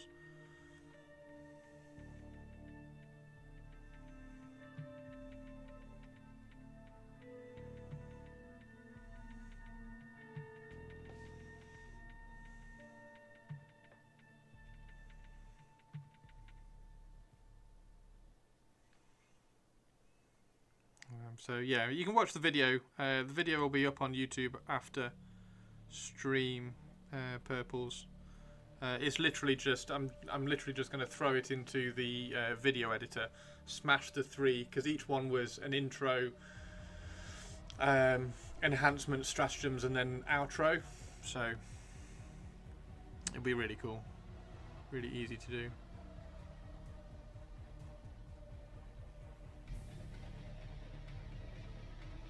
I'll just smash them together and then upload it. Don't use Harleys. Don't Harleys use other factions' bikes anymore? What do you mean other factions' bikes? Even if they did, bikes are classed as mounted, not vehicles, which is sad.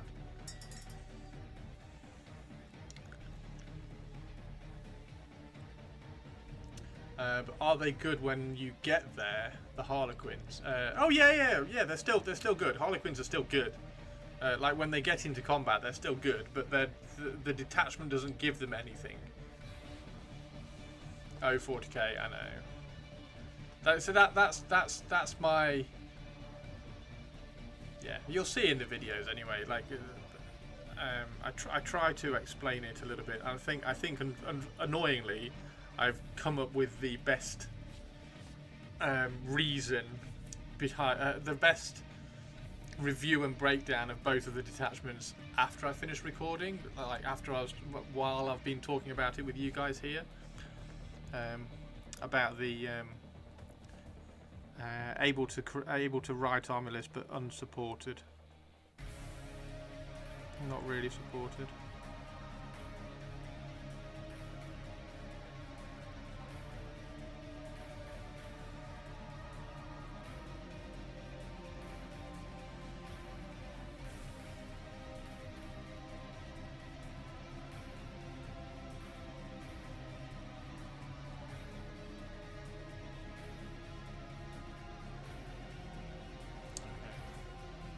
You so crazy.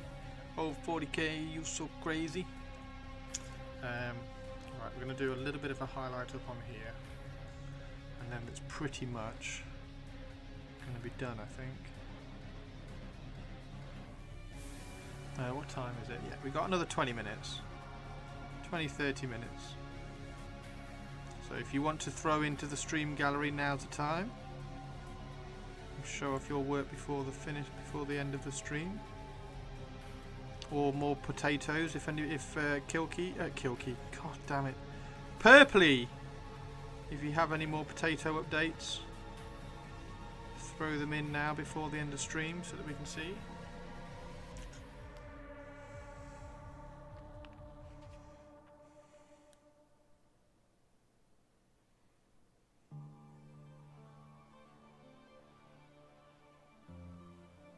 You know what we could do as well? We could badger Tomb King Tristan and be like, hey Tomb King Tristan, you stream in the next, get your stream up in the next 30 minutes and then we'll raid you. That's what we should do as well. Like, hey Tristan, stream bitch.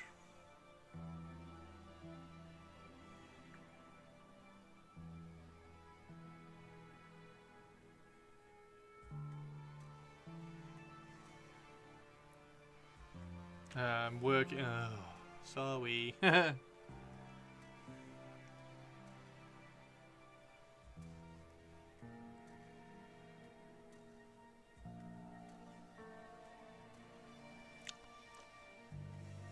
Work's such a spoil sport, isn't it? Sometimes.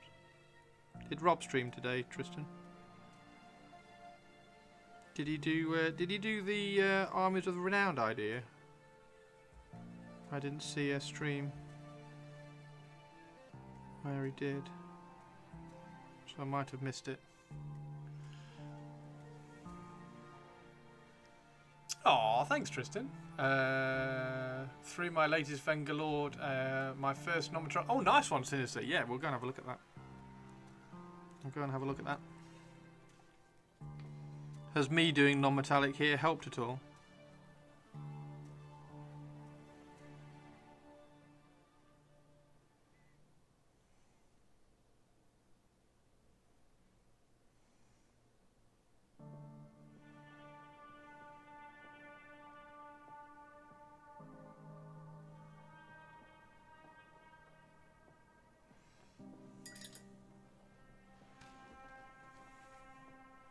Oh, okay, cool.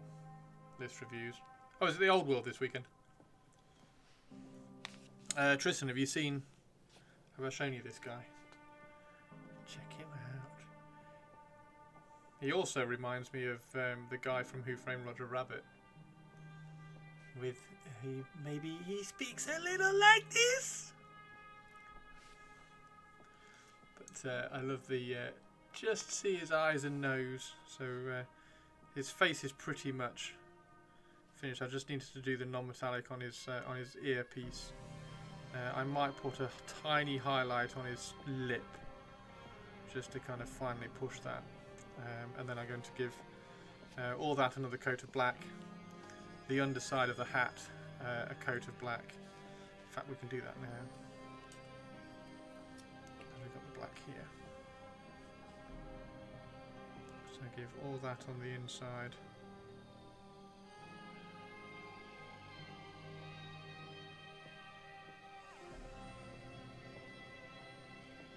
Coat of black, including the rim, and then the hat.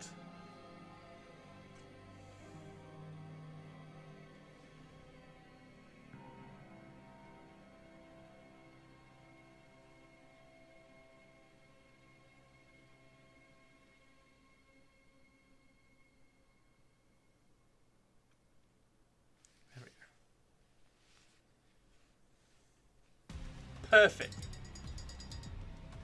And to really advance our...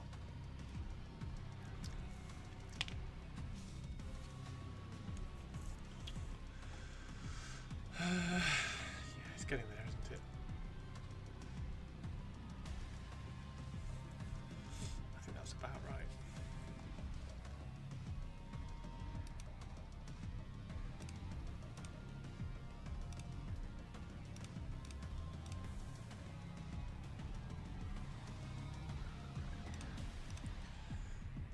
Things to read for a little Tomb King friend who's thinking about streaming.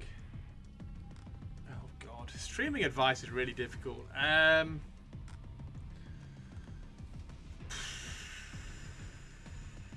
Find, tell your like immediate group of friends so that you can hang out and plan so that you can hang out with your immediate group of friends, because streaming to nobody is rubbish. Programs, OBS. That's it. OBS. Get OBS Studio. Don't get Streamlabs OBS. Get OBS Studio, and it's all pretty straightforward from there. You only need one app. I use 3 different apps because I stream to YouTube and Twitch at the same time, so I use another app to kind of combine and merge all of that. But yeah, OBS, you can look at things like is it Streamlabs? Yeah, you can look at things like Streamlabs to help set up the stream a little bit, but other than that, don't really need it. It's more about like all this stuff. Where are we? Like frames and things, like all this sort of stuff. It's irrelevant. You don't need to worry about like frames and patches and things. Just stick a video of a face cam of yourself, picture of a camera pointing at what you're working on. That's it. Just stream like that, and then you'll kind of get the idea of what's happening. I mean, I've got all sorts of things. I've got like birthday things and stuff. So yeah, just don't overstress it. But when you're streaming, try and tell your immediate friends so that you can hang out with somebody in chat. And be prepared to just entertain yourself. But that's cool. Nice one. Is he going to be sat painting Tomb Kings?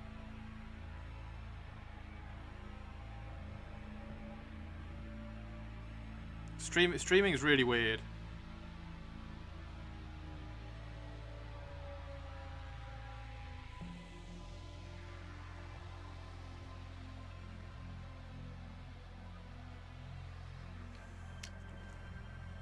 OBS Studios, yeah. OBS Studios.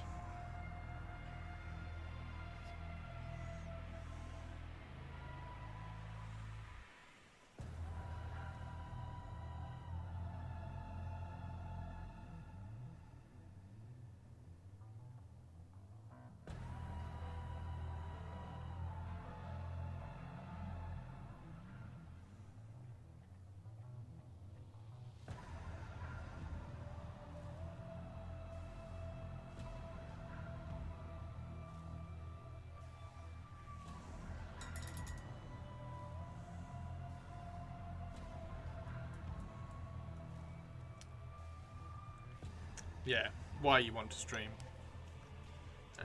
And if your idea to stream is I want to be famous, then don't stream. Because you're not going to be famous.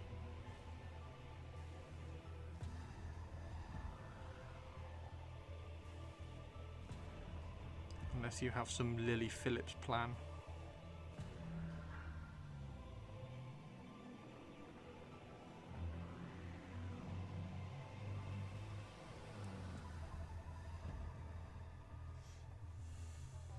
What is your motivation right now?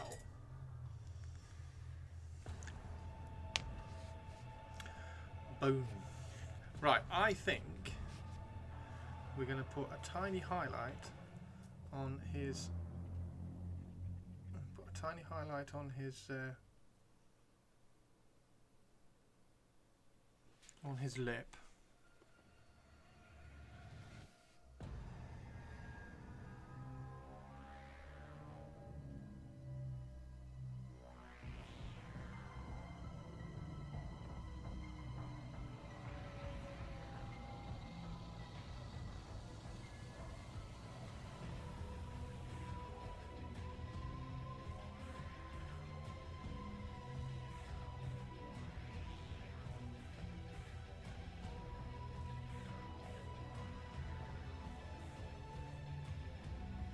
Like that, and then glue his head on.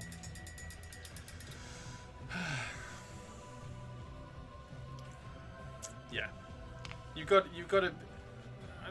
The amount of streamers, or the amount of people I've seen start streaming in the last 2 years and then stop after 3 months is massive.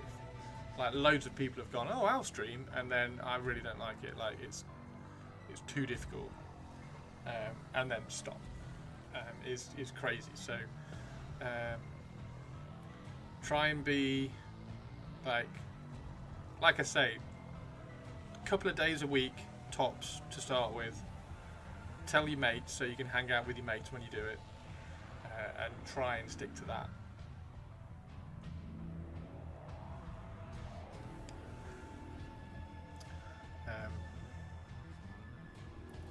Yeah, just streaming with and for your mates is probably the biggest thing.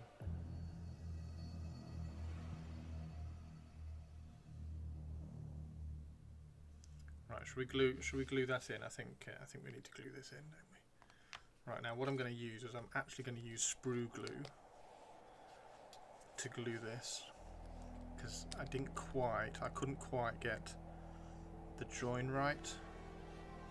So what I'm going to do is I'm going to put a blob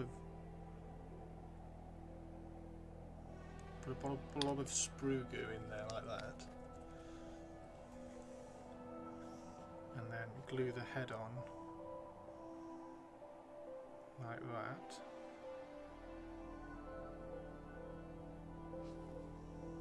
And there he is.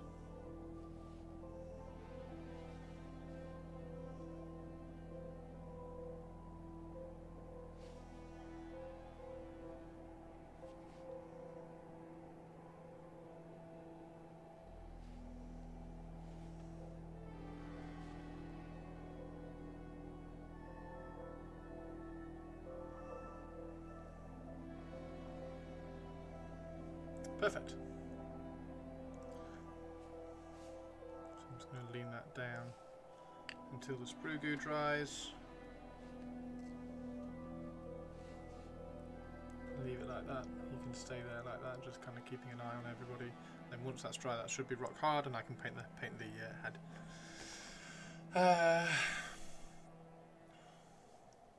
Yeah, perfect, Tristan, perfect. Yeah, and also like getting to 9 PM is like, oh, I'm so tired, I don't want to stream. Like you'll hear that a lot as well. So maybe 7 till 9 might be better, but depends on the person.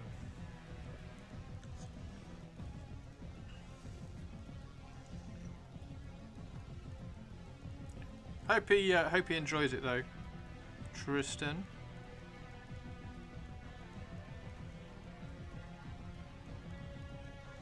Time is it? 31. Okay, 20 minutes left, guys. 20 minutes left. Tristan's going to stream for us.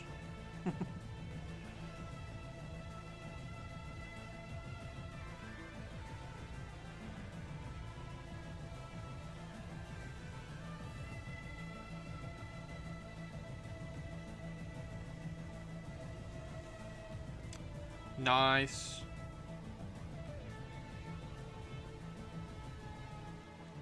I'm a bit of a night owl as well.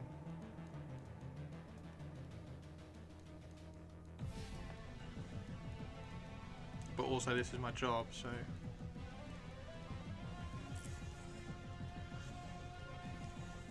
Oh yeah, your podcast. Hey, Twitch lady.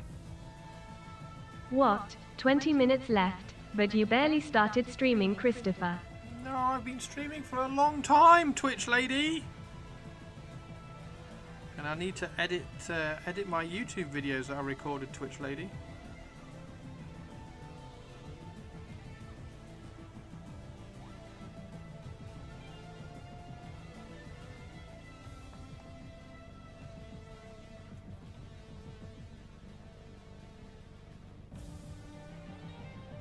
Twitch lady, you gonna watch my videos when they're on YouTube?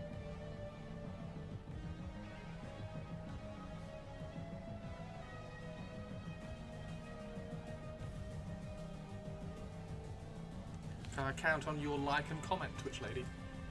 My mouth is burning. The other side of Canada.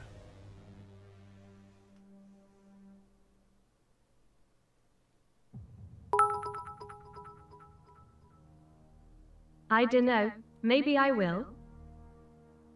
Maybe you will. Maybe I'll get a like and a comment from Twitch lady. One day I'll take her out for a meal.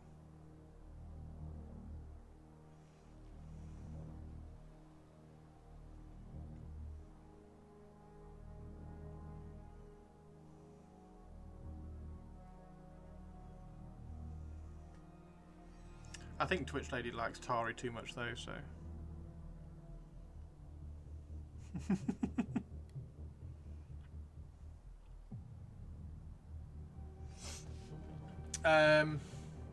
I'm that way with all my hobby. That's why I always leave my painting desk ready to go before I stop with it. Nice. That's really sensible as well. Getting everything ready. Korean food can be super spicy. Korean food is also delicious. It is indeed. Hell yeah! If I don't do that, I'd skip too many hobby evenings. That's really organised though, Sinister. That's really good. Right, let's have a very, very quick check on Stream Gallery. So we can go Stream Gallery. Why don't you come on over, Gallery? Why don't you come on over, Gallery? Right, Stream Gallery. Here we go. Click. Oh, wow. Oh, dude. Oh, loads of updates. Okay. Tomb King Tristan. These don't look as cool anymore. Why? Why don't they look as cool anymore? They look really cool when they were plastic. Where are the plastic ones? They look really cool a second ago. Oh, where are they? I thought you posted plastic ones, Tristan. Anyway. Now they're primed. I'm going to have to wait to see these painted. Jan is streaming. Yay! I'll raid Jan. Unless Kilky starts streaming. If Kilky starts streaming in the next half hour, we're raiding Kilky. Because I promised. I want to see these painted now. I really want to see these painted, Tristan. What colour are you doing? What colour scheme? What colour scheme? Need some drama and they'll look awesome. Yeah, dramatise them. Put them in a BBC drama. This guy's cool. I don't like his, like the, is it the, I don't know. My desk is his own little room, always ready. Yeah, I'm looking forward to seeing these painted. They're going to be cool. Right. Oh. Oh, there we go. There's the plastic. See, that looks awesome. Why does that look cool? Why do I like that and I don't like that? See the detail? Can you see the detail more when they're not primed? Maybe it's the detail. Does the detail vanish? Maybe a little bit. I don't get it. I don't get it. Those, like, Tristan posted those. I was like, oh, they look really cool. Angle, maybe. I don't think the angle's that much different. I think it's the detail. I think the primer just killed the detail a little bit, and everything's gone like. Everything's like you've lost the contrast in the photograph. So like all these tiny little details have got the little shadow underneath them and everything from the kind of the shiny plastic, whereas that's like a slightly more matte primer, and I think it's just lost a little bit of the detail visually in the photograph. So maybe they've just kind of flattened down a little bit. I don't know. They look really cool though. I want to see them painted. This is fucking cool. That's really well done, dude. Nicely done. I have said this an absolute shitload, but if somebody can do !rich in chat, someone do !rich. I need to open up a new one. I want to watch that. And you go to someone do !rich. Fuck's sake, where's Rich?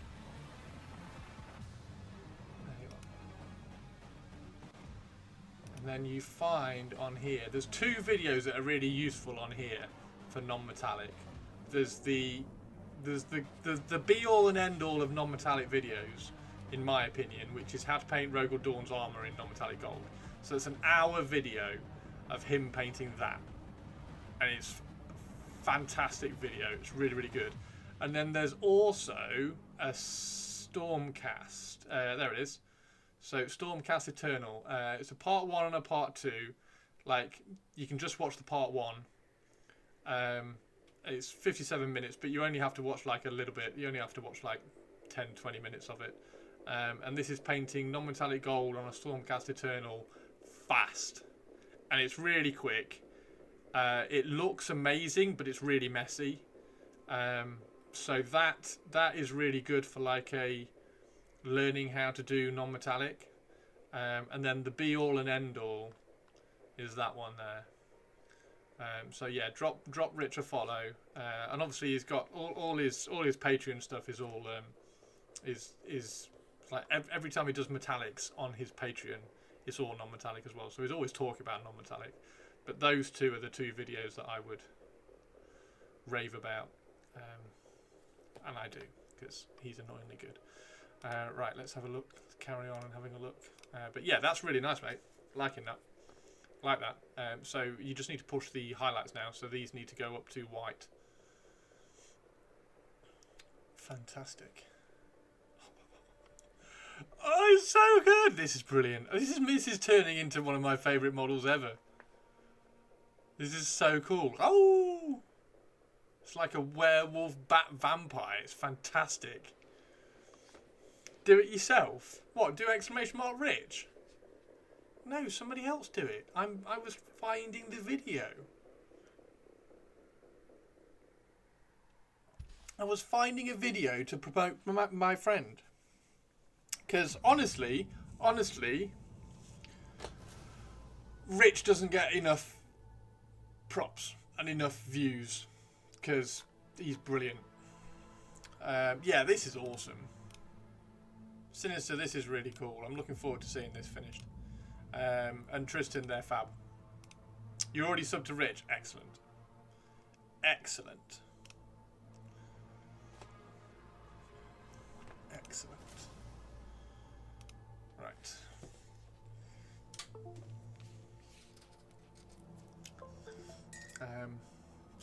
Yeah, here we go. Right, let's do.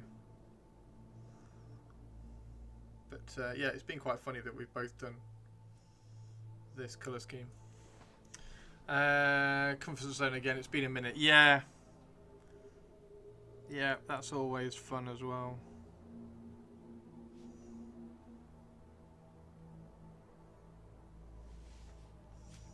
So trying to keep this in the yellow spectrum.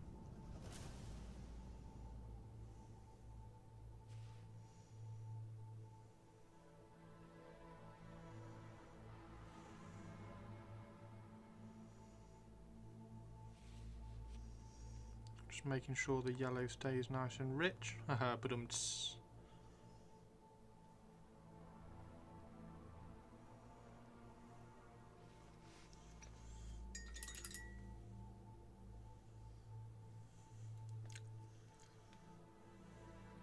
so you don't watch that many. There's just like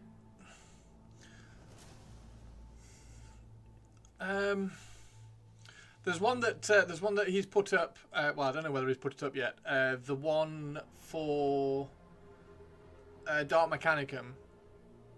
He talks about metallics in there, which is really interesting, and controlling the shine level, which is something that I spoke about years ago when I was doing true metallic stuff on here, like controlling the level of shine with contrast paints and washes, which is really cool.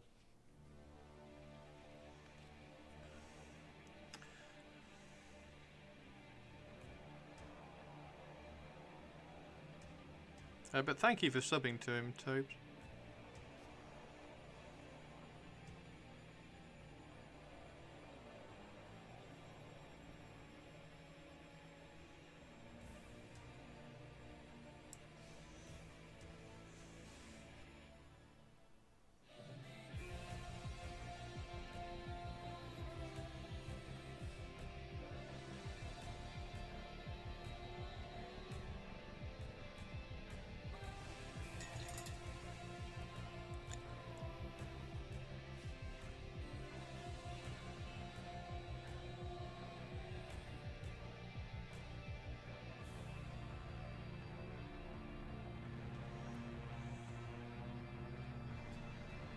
Yes.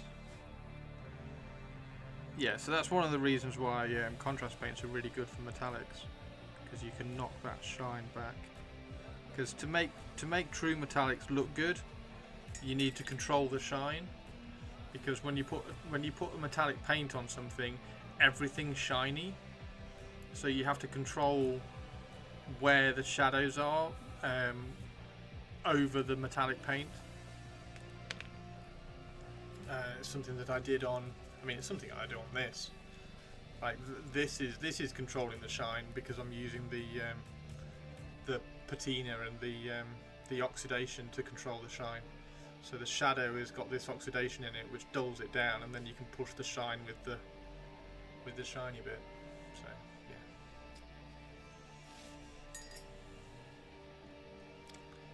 So hopefully you'll like that one anyway.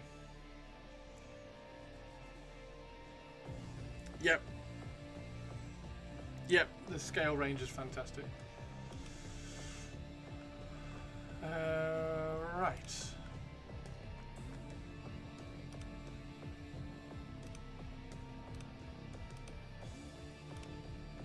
Okay, right.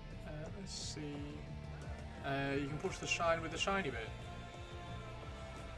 You can push the shine with the shiny bit. You can push the shine by making the shadows not shiny. So you need to find contrast when you're doing metallics. You need to find contrast, despite the fact that everything's shiny. So you make the bit that's in the shadow not shiny. Yeah, decayed metal doesn't have any, and if you add a little bit of, if you either add a glaze to it or you add a base paint to it as well, it kills the shine as well. Oh, you can push the shine with the shiny bit. Oh, okay, yeah. Yeah, you can push the shine of the... you can make it all shiny by making a bit shiny. Shiny. Right, is there anybody on? Was it just Jan? Is Kilky on? Kilky's not on. Kilky! Are you going live in the next 5 minutes? Kilky! Decayed metal is Decayed metal's phenomenal colour. Decayed metal's amazing.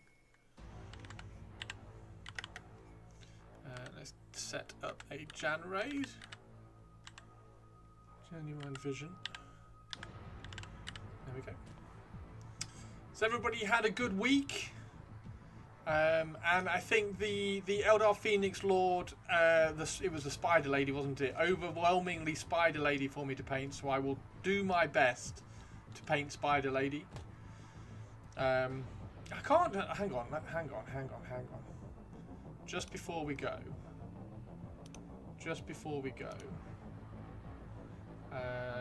News. Warhammer 40,000. Lycus. Is it LHY? No.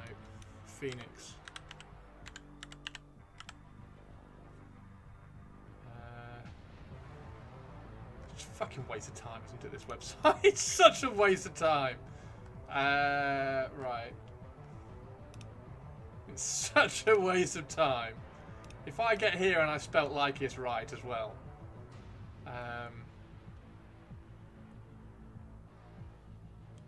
Where's the reveals? Preview, there it is.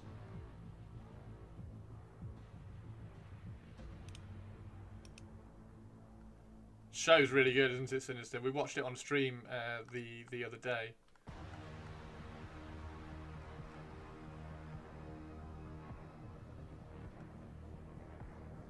Oh, I put an H in there. Okay, you redeemed.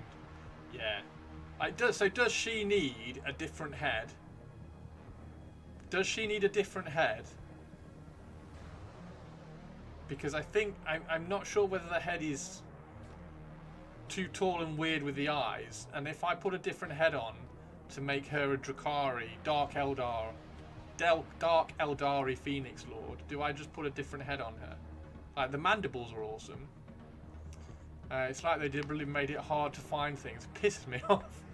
It pisses me off. It's so annoying. Yeah, it really is. It's not good. Like, this is worse. This website's worse. This website's absolutely terrible.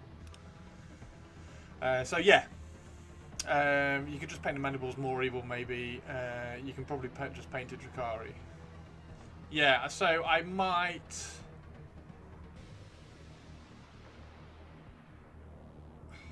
See, I don't think that she doesn't need much. That's the thing. She doesn't need much. So, for those of you who don't know, if I go to my channel, view my channel. If you go to my channel, you look at my videos. So there's my Drukhari Lord Archon. But if you go down here, there is Mandrakes are cool. There we go. So we've got Dark Aeldari Striking Scorpions. So I've added Incubi heads to the Striking Scorpions and they look cool.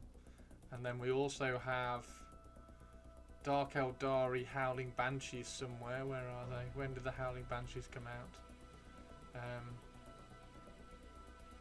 Where are the Howling Banshees? Yeah, it was a really shit. It's a really shit thumbnail for the Howling Banshees. I need to do it again. Oh wow, must have gone past it. I need to redo it because it's not good. It's on a grey background. There it is. Yunari Howling Banshees. So I've done Dark Aeldari Howling Banshees. Where's the Striker Scorpion one? There it is. So I've done.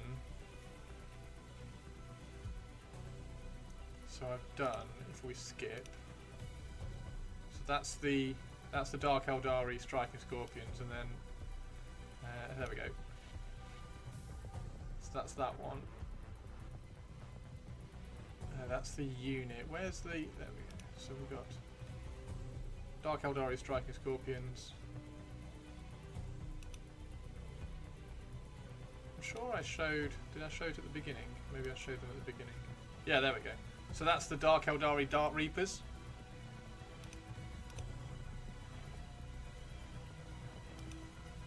So you give them the Drukhari helmet and the Drukhari back banner, and it just works perfectly. And then you got Dark Aeldari Farseers and things, which are just perfect. So all my Eldar are all Dark Aeldari, so they all have like the Drukhari vibe to them as well. So that also when I do a Yunari force, I can kind of mix them together as well, and they look even cooler. So yeah, all my Eldar have just got a slight hint. So I was wondering if she actually needs a different head at all. But we'll see when we get when we get our hands on her. That would be cool. Right, let's set up the raid for Jan. There we go. We'll set up that raid, and I will catch everybody on Monday. I'm going to be playing Pantheon tomorrow probably because Pantheon is out. Yeah, thanks very much everybody. Take care of yourselves. Have an amazing weekend. Please drop in all your work that you're doing in Discord. and we'll have a look and we'll catch up. If you put it in the stream gallery, we'll catch up with the stream gallery on Monday. But otherwise, just throw everything in Discord and let me know what you're all working on. And then we'll see you all next week. Take care, everybody. Have a fantastic weekend. See ya. Make sure you say a big